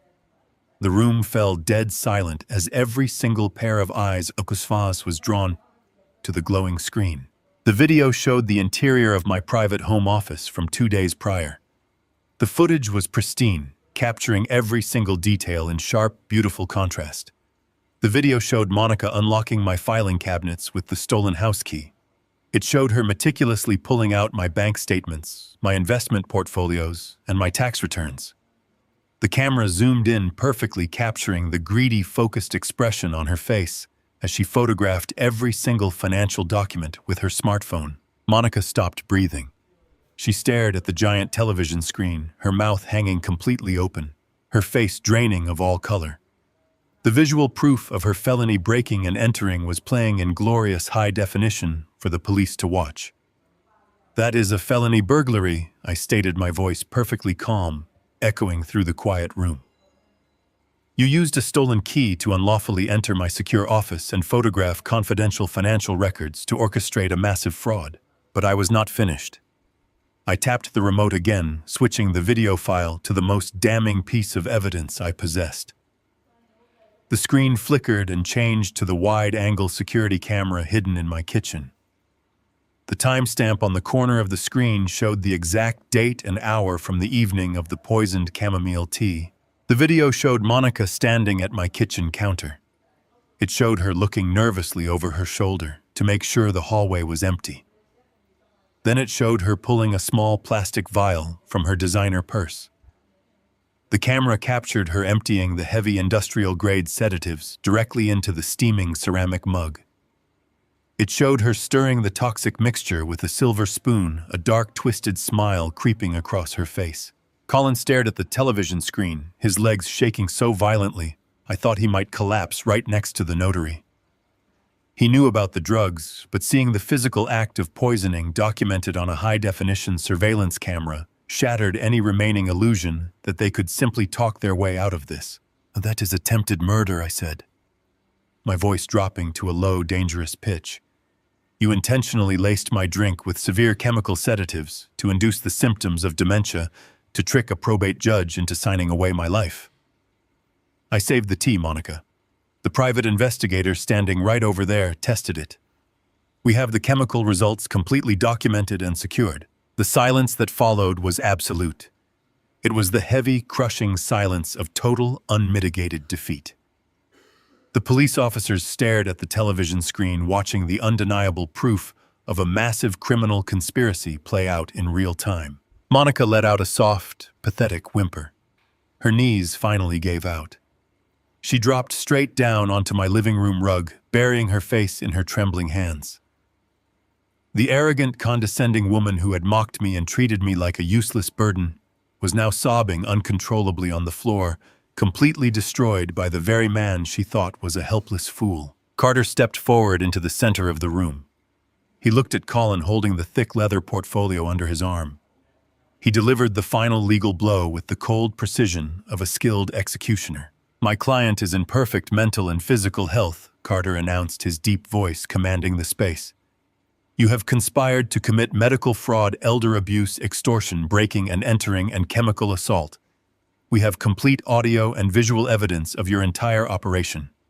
The district attorney has already been notified, and the federal authorities are currently reviewing the financial aspect of your conspiracy." I looked at Colin. My son. The boy I had raised. He was staring at me with eyes full of absolute terror and disbelief. He finally realized that the weak, stumbling old man was nothing but a brilliant tactical illusion. He realized that I had spent the last 2 weeks carefully guiding him step by step directly into an inescapable legal and financial slaughterhouse. "You wanted my money, Colin," I said, leaning forward in my chair, resting my elbows on my knees. "You thought my age made me an easy target. You thought you could just erase my humanity and steal the empire I built with my own 2 hands. But you forgot one very important thing. I built that empire by crushing men who were 10 times smarter and 10 times more ruthless than you will ever be." The younger police officer pulled a heavy set of steel handcuffs from his utility belt. The sharp metallic clicking sound filled the room, signaling the absolute end of their high society lives. The trap had officially slammed shut, and they were caught completely inside it. The older police officer holstered his radio and stepped forward, the metallic clinking of his handcuffs sounding like a death knell in the quiet living room. Seeing the absolute certainty in the officer's eyes, Colin completely abandoned his aggressive, commanding posture. The arrogant corporate facade melted away in an instant, leaving nothing but a terrified, desperate little boy. He threw his hands up, his voice cracking violently as he tried to shift his strategy from aggressive denial to pathetic bargaining. "Dad, please wait. You have to listen to me," Colin begged, his voice high and thin, echoing off the walls. "We did not want to hurt you. The documents, we were never going to actually hurt you. We were just so desperate." "I am in so much trouble, Dad. The commercial real estate flip went bankrupt. I owe almost $1 million to private equity lenders, and they are threatening to destroy my entire life. We just needed a loan. We were going to pay you back, I swear on my life. We just needed access to the capital to save our home." I remained perfectly still in my leather recliner, letting his pathetic, cowardly excuses hang in the stale air. Alone. He was standing in my living room, flanked by a corrupt doctor and police officers who had just watched high-definition footage of his wife poisoning my drink, and he was still trying to insult my intelligence by calling an attempted medical coup a simple request for a loan. "You do not drug a man into a state of chemical paralysis to ask for a loan." "Colin," I said, my voice barely above a whisper, yet it commanded the entire room. "You do not hire a federal informant to forge psychiatric documents because you are short on your mortgage. You made a calculated predatory decision to erase my existence because you lacked the spine to face the consequences of your own financial incompetence." Colin dropped heavily to his knees. The expensive fabric of his tailored trousers hit the hardwood floor with a loud thud. He clasped his hands together in front of his chest, tears streaming down his flushed face. "I am sorry. I am so sorry. Just please, Dad, tell the police to stand down. I will sell everything. I will declare bankruptcy. Just do not let them put me in a jail cell. I will do whatever you want. Please remember, Mom. Remember how much she loved us. Do not do this to her family." Hearing him weaponize my late wife's memory was the final absolute violation. I looked down at the man kneeling on my rug. I felt no pity. I felt absolutely no paternal instinct to reach out and pull him up from the dirt. He had forfeited his right to my protection the moment he decided my life was worth less than his country club membership. I slowly stood up from the leather recliner. I smoothed the front of my shirt and turned my attention to Carter. My attorney nodded, understanding perfectly that the time had come for the absolute final blow. Carter reached into his thick leather portfolio and pulled out a heavy manila folder. It was identical in size and shape to the one Colin had tried to force upon me at the birthday party. Carter handed the folder to me. I stepped forward and looked down at my kneeling son. I held the folder out toward him. "You said you were desperate to save your home, Colin," I said, my voice cold and completely devoid of any emotional warmth. "You said you needed my money to protect the roof over your head. Open it." Colin looked at the folder with trembling, tear-filled eyes. He slowly reached up with shaking hands and took it from my grasp. He hesitated for a long moment, terrified of what he might find inside before finally flipping the heavy cardboard cover open. He stared at the documents inside. I watched his eyes dart back and forth across the thick legal text. I watched his brain struggle to process the dense financial terminology. And then I watched the exact moment his entire reality fractured into a million unrecoverable pieces. The color completely drained from his face, leaving his skin a sickly pale white. He stopped breathing. "What is this?" Colin whispered, his voice trembling so violently he could barely form the words. "This is a commercial debt assignment. This is the deed to my house. How do you have this?"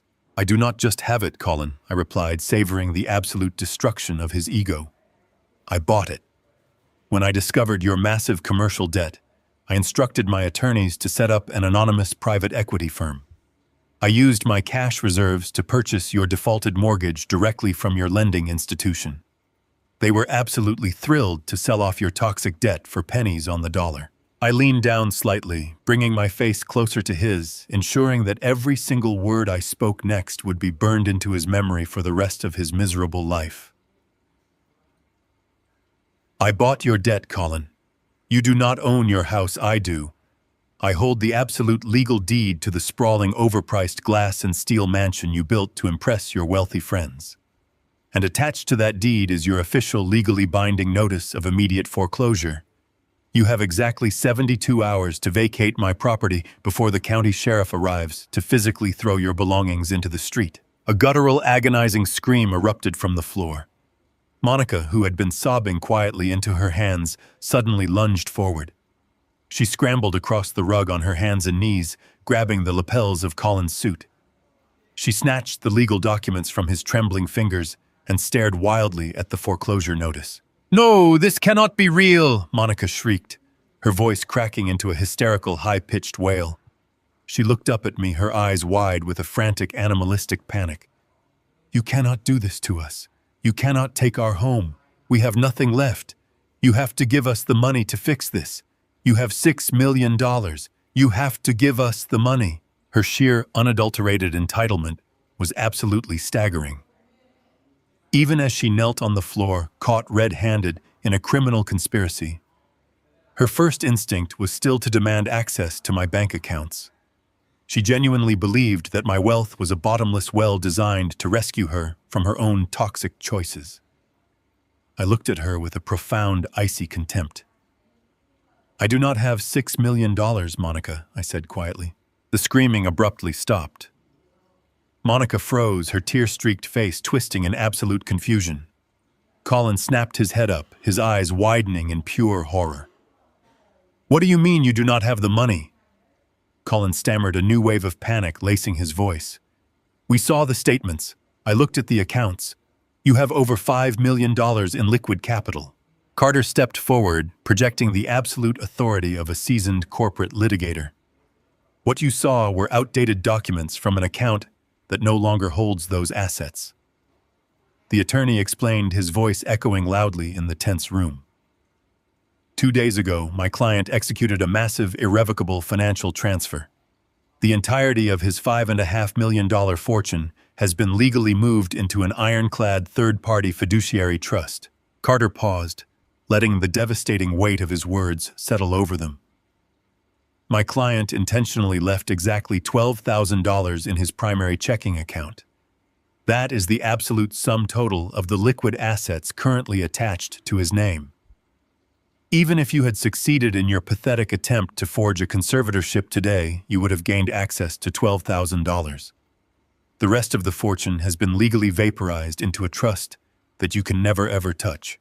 The revelation hit them with the concussive force of a physical explosion. The master plan they had spent months meticulously orchestrating, the toxic tea, the forged medical documents, the corrupt notary, the immense risk of going to federal prison. All of it had been for absolutely nothing.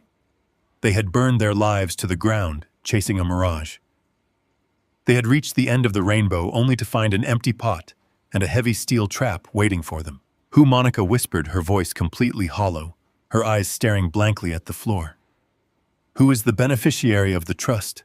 Your 9-year-old daughter, Lily, I stated firmly. The only person in your entire household who possesses a shred of moral integrity. The money is locked in a secure Delaware trust for her education and her future. You cannot access it. You cannot manage it. You cannot use it to pay off your catastrophic consumer debt. You are entirely, completely, and irrevocably cut off from my family legacy. Monica collapsed. She did not just fall, her entire body gave out as if her bones had turned to liquid. She hit the hardwood floor, curling into a tight fetal position, releasing a loud, agonizing wail that sounded like a dying animal. She clawed at the rug, weeping hysterically as the reality of her absolute ruin finally crushed the last remaining fragments of her arrogant delusion. The designer clothes, the luxury cars, the country club status, it was all gone entirely. She was a bankrupt, homeless felon sitting on the floor of the man she had tried to destroy. Colin remained on his knees, his arms hanging limply at his sides. He stared at the foreclosure notice resting on the floor, his mind completely and utterly broken. He had played a dangerous, high-stakes game of financial chess, completely unaware that he had been sitting across the board from a grandmaster. I had not just defended my king, I had systematically captured every single piece he had on the board, leaving him entirely defenseless and completely exposed to the wrath of the law. I looked down at the two miserable, broken creatures sobbing on my floor. I felt no triumph. I felt no joy in destroying my own son. I only felt the cold, hard satisfaction of absolute justice. I turned my back on them and walked slowly toward the large front window, looking out at the heavy morning rain falling over the quiet suburban street. The storm had finally broken, washing away the toxic filth that had infected my family, leaving behind nothing but the clean, uncompromising truth. The older police officer released his stance from the center of the room and stepped deliberately toward the hallway. Dr. Arthur Wallace was still pressed flat against the floral wallpaper, his breathing shallow and rapid. When the officer instructed him to place his hands behind his back, the arrogant country club physician tried one final desperate maneuver to salvage his ruined life. He attempted to leverage his social status. He stood up straight, smoothing the lapels of his expensive tailored suit, and puffed out his chest. He told the officer that there had been a colossal misunderstanding, that he was a respected medical professional, and that he played golf with the mayor every single Sunday. He threatened to have the officer's badge if he dared to place him in handcuffs. The police officer did not even blink. He reached to his utility belt, pulled out his heavy steel handcuffs, and grabbed the doctor's wrist with a grip that commanded absolute authority. The officer informed Arthur Wallace that he was officially under arrest for medical fraud, conspiracy to commit extortion, and the creation of fraudulent legal documents. When the cold metal rings clicked tightly around his wrists, the doctor's high society facade completely evaporated. The reality of his situation crashed down upon him. He was a bankrupt man facing years in a federal penitentiary, and his prestigious medical license was effectively reduced to ashes. He slumped forward, his expensive leather shoes dragging against the hardwood floor, as the officer marched him toward the front door. He began to weep loud, pathetic sobs that echoed through the foyer. The younger police officer then turned his attention to the center of the living room, where Monica was still curled in a fetal position, on my expensive rug. She was clutching her face, her chest heaving with frantic, panicked breaths. The officer stepped over the scattered financial documents and stood directly above her. He calmly instructed her to stand up and place her hands behind her back. Monica refused to comply. She uncurled her body and looked up at the officer with wild, mascara-stained eyes. She began to shriek a piercing, hysterical sound that grated against my ears. She screamed that she was the victim, that I was a crazy, manipulative old man who had set them up. She demanded that the officer arrest me instead, pointing her shaking finger at my leather recliner. The officer remained perfectly stoic. He reached down, grabbed her by the upper arm, and hauled her to her feet. Monica thrashed and kicked, fighting with the chaotic, uncoordinated energy of a cornered animal. She yelled that she had designer clothes, that she lived in a gated community, and that people like her did not go to jail. The officer spun her around and forcefully pinned her arms behind her back. He began to recite her charges in a loud, clear voice that completely drowned out her shrieks. He told her she was under arrest for felony breaking and entering grand larceny, for the fraudulent credit cards and conspiracy to commit fraud. But it was the final charge that completely drained the fight from her body. The officer stated that she was also being charged with attempted murder by chemical assault. The moment those words left his mouth, Monica's entire body went completely limp. The reality of her actions had finally caught up to her. She was not just facing a few months in a white-collar minimum security camp. She was facing decades in a maximum security penitentiary for attempting to poison an elderly man. The heavy steel handcuffs clicked shut around her manicured wrists. She stopped screaming. She stared blankly at the wall, her mouth hanging open, entirely paralyzed by the sheer magnitude of her absolute destruction. The nervous notary did not even attempt to run. His knees had already buckled beneath him. He remained collapsed on the sofa, clutching his chest and hyperventilating. He held out his shaking hands voluntarily, weeping silently in surrender, as the officers secured his wrists. He stared at the floor, fully aware that he had traded his freedom for a bribe he would never get to spend. And then there was Colin. My son watched his wife and his hired doctor get dragged toward the front door in heavy steel chains. He watched the corrupt notary surrender without a fight. Colin was the last man remaining on the living room floor. He was completely alone. The massive commercial debts, the foreclosed mansion, the destroyed reputation, and the impending prison sentence all crashed down upon his shoulders at once. He did not try to run. He did not try to fight the police officers. Instead, he turned his terrified, bloodshot eyes toward me. He crawled across the hardwood floor on his hands and knees. He moved with a pathetic, scrambling desperation, pushing aside the heavy coffee table until he was kneeling directly at my feet. He reached out with trembling hands and grabbed the fabric of my trousers. His face was slick with sweat and tears, his perfectly styled hair now a tangled, unkempt mess. He looked up at me, stripping away every last ounce of his pride, and begged for his life. "Dad, please," Colin sobbed, his voice cracking into a high, agonizing whine. "You cannot let them take me away. I am your son. I am your only boy. Please, Dad, I will do anything. I will sign away my rights to everything. I will leave the state and never bother you again. Just tell them you made a mistake. Tell them the tea was an accident. Tell them it was all Monica's idea. I did not want to do it, Dad. She made me do it. Please, I am begging you, look at me. Look at your son.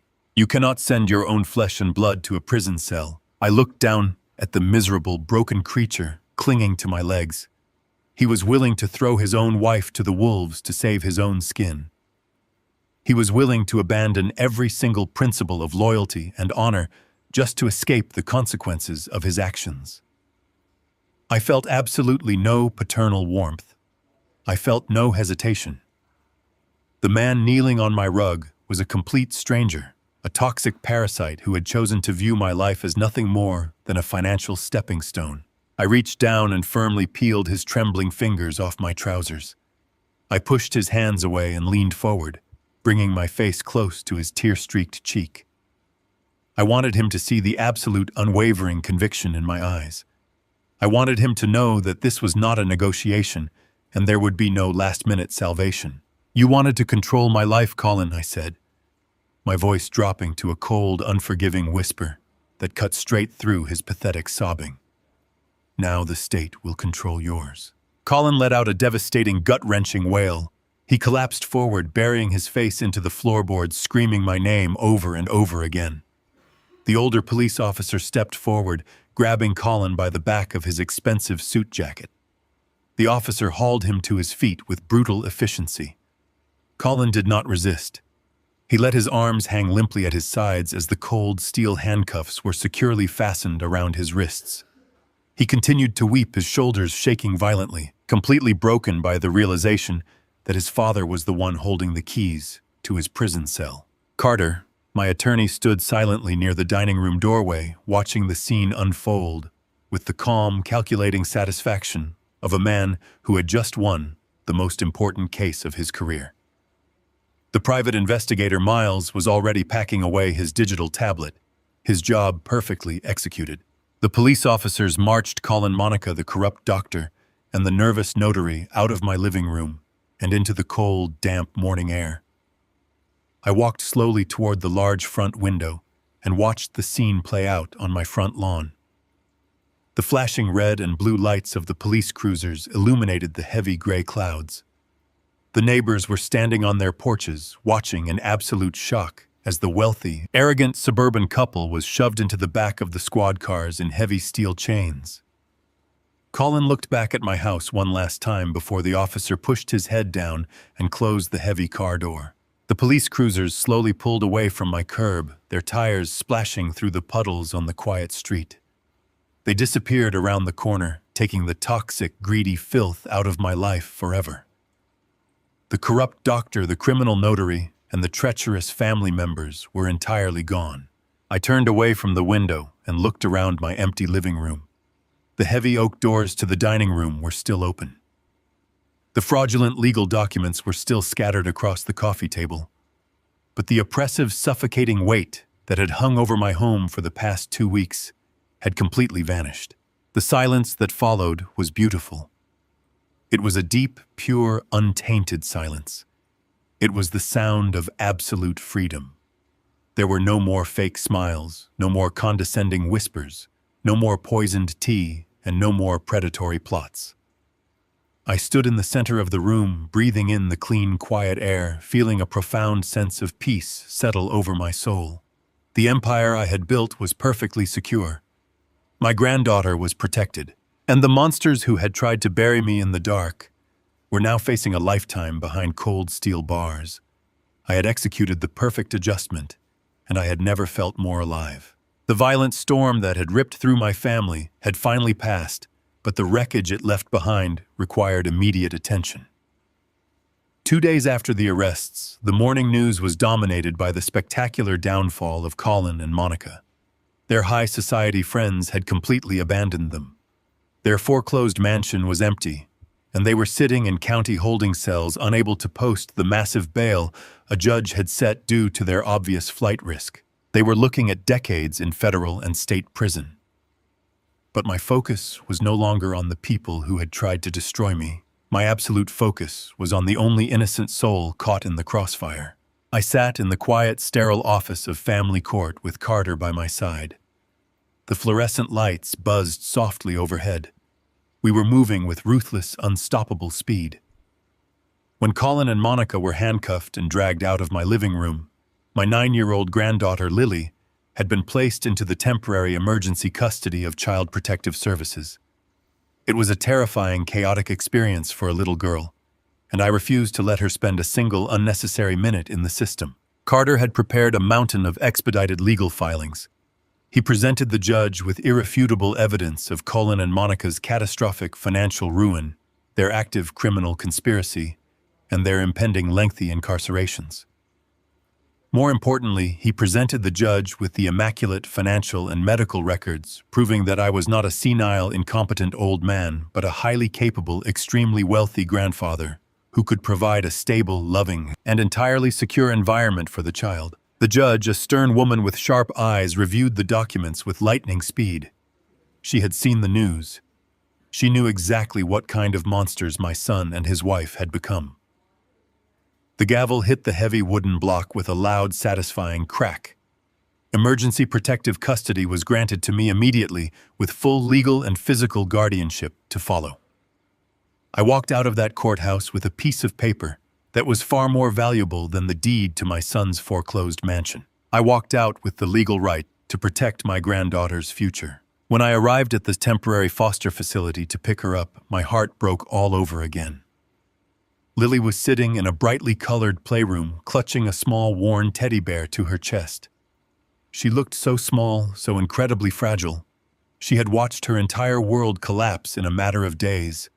But the moment she saw me standing in the doorway, her tear-stained face lit up. She dropped the bear, sprinted across the room, and buried her face into my chest, wrapping her small arms tightly around my waist.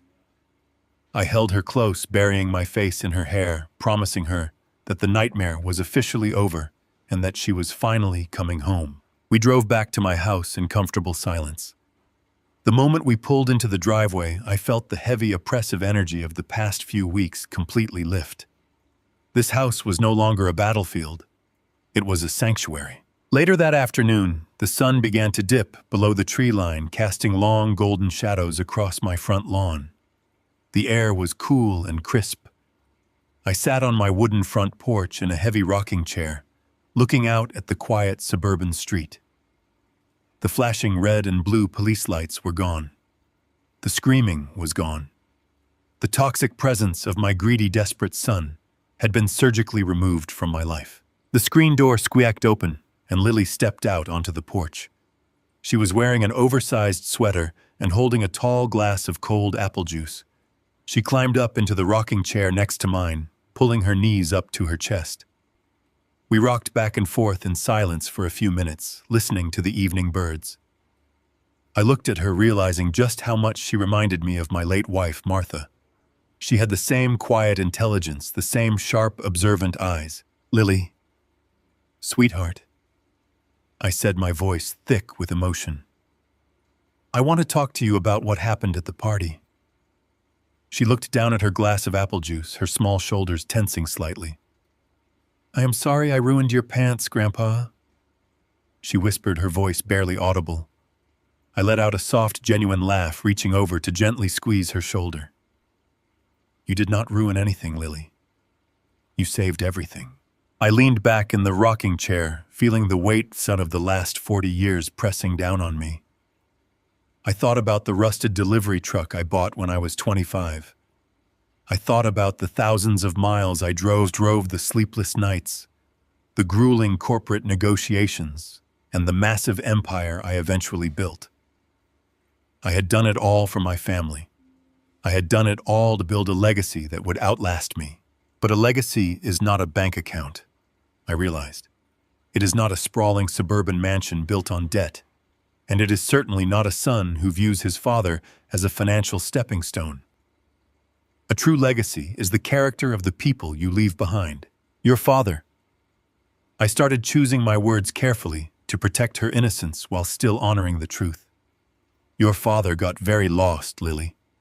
He started believing that the only thing that mattered in this world was how much money you had and what kind of car you drove. He forgot how to love people, and he forgot how to be honest. I looked at my granddaughter, who was staring back at me with absolute understanding. But you, Lily, you saw what they were doing. You saw the papers in his desk, and you knew it was wrong. You were so incredibly brave. You risked getting into trouble just to warn me. You showed more integrity and more courage in that one single moment than your parents showed in their entire adult lives. Lily smiled, a small, tentative smile that reached her eyes. I did not want them to hurt you, Grandpa.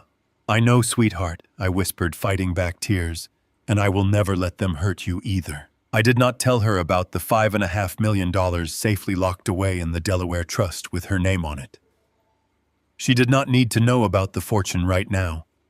She did not need the pressure of wealth hanging over her childhood. I wanted her to grow up understanding the value of hard work, of kindness, and of unwavering loyalty. I wanted her to learn the lessons her father had so arrogantly rejected. We sat on the porch as the sun finally disappeared, leaving the sky painted in deep shades of purple and dark blue. I took a sip of my coffee, feeling a profound, beautiful peace settle into my bones. The war was over. The empire was secure. And the only true legacy I had left in this world was sitting right next to me drinking apple juice safe from the monsters who had tried to consume us both. 6 months passed with the slow, beautiful rhythm of a world that had finally righted itself. The harsh, brutal winter of betrayal melted away, giving rise to a warm, vibrant spring. I spent my mornings sitting in the lush garden behind my modest brick house, surrounded by the sweet scent of blooming jasmine and the gentle hum of nature. The frantic, desperate energy that had infected my life completely vanished. In its place was a profound, unshakable peace that I had not felt since my wife passed away. The legal and financial machine I had set into motion executed its final maneuvers with ruthless efficiency. The sprawling glass and steel suburban mansion that Colin had built to project his fake high society image was officially foreclosed upon.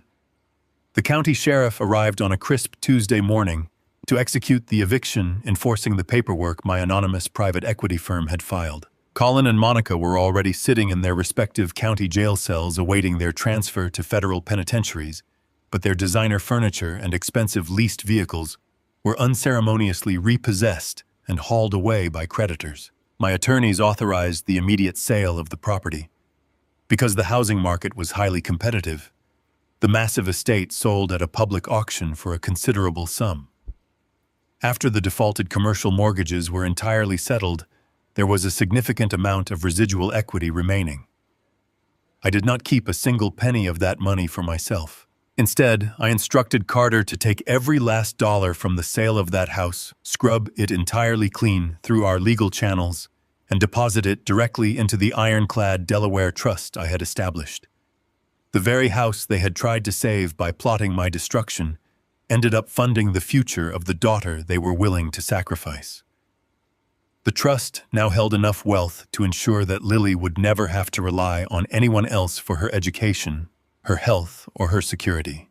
Colin was ultimately sentenced to 12 years in a federal correctional facility.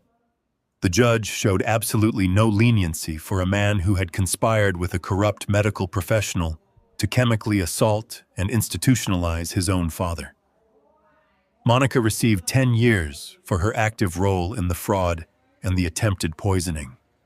They were stripped of their customized, tailored suits and designer dresses, permanently replaced by standard-issue prison uniforms.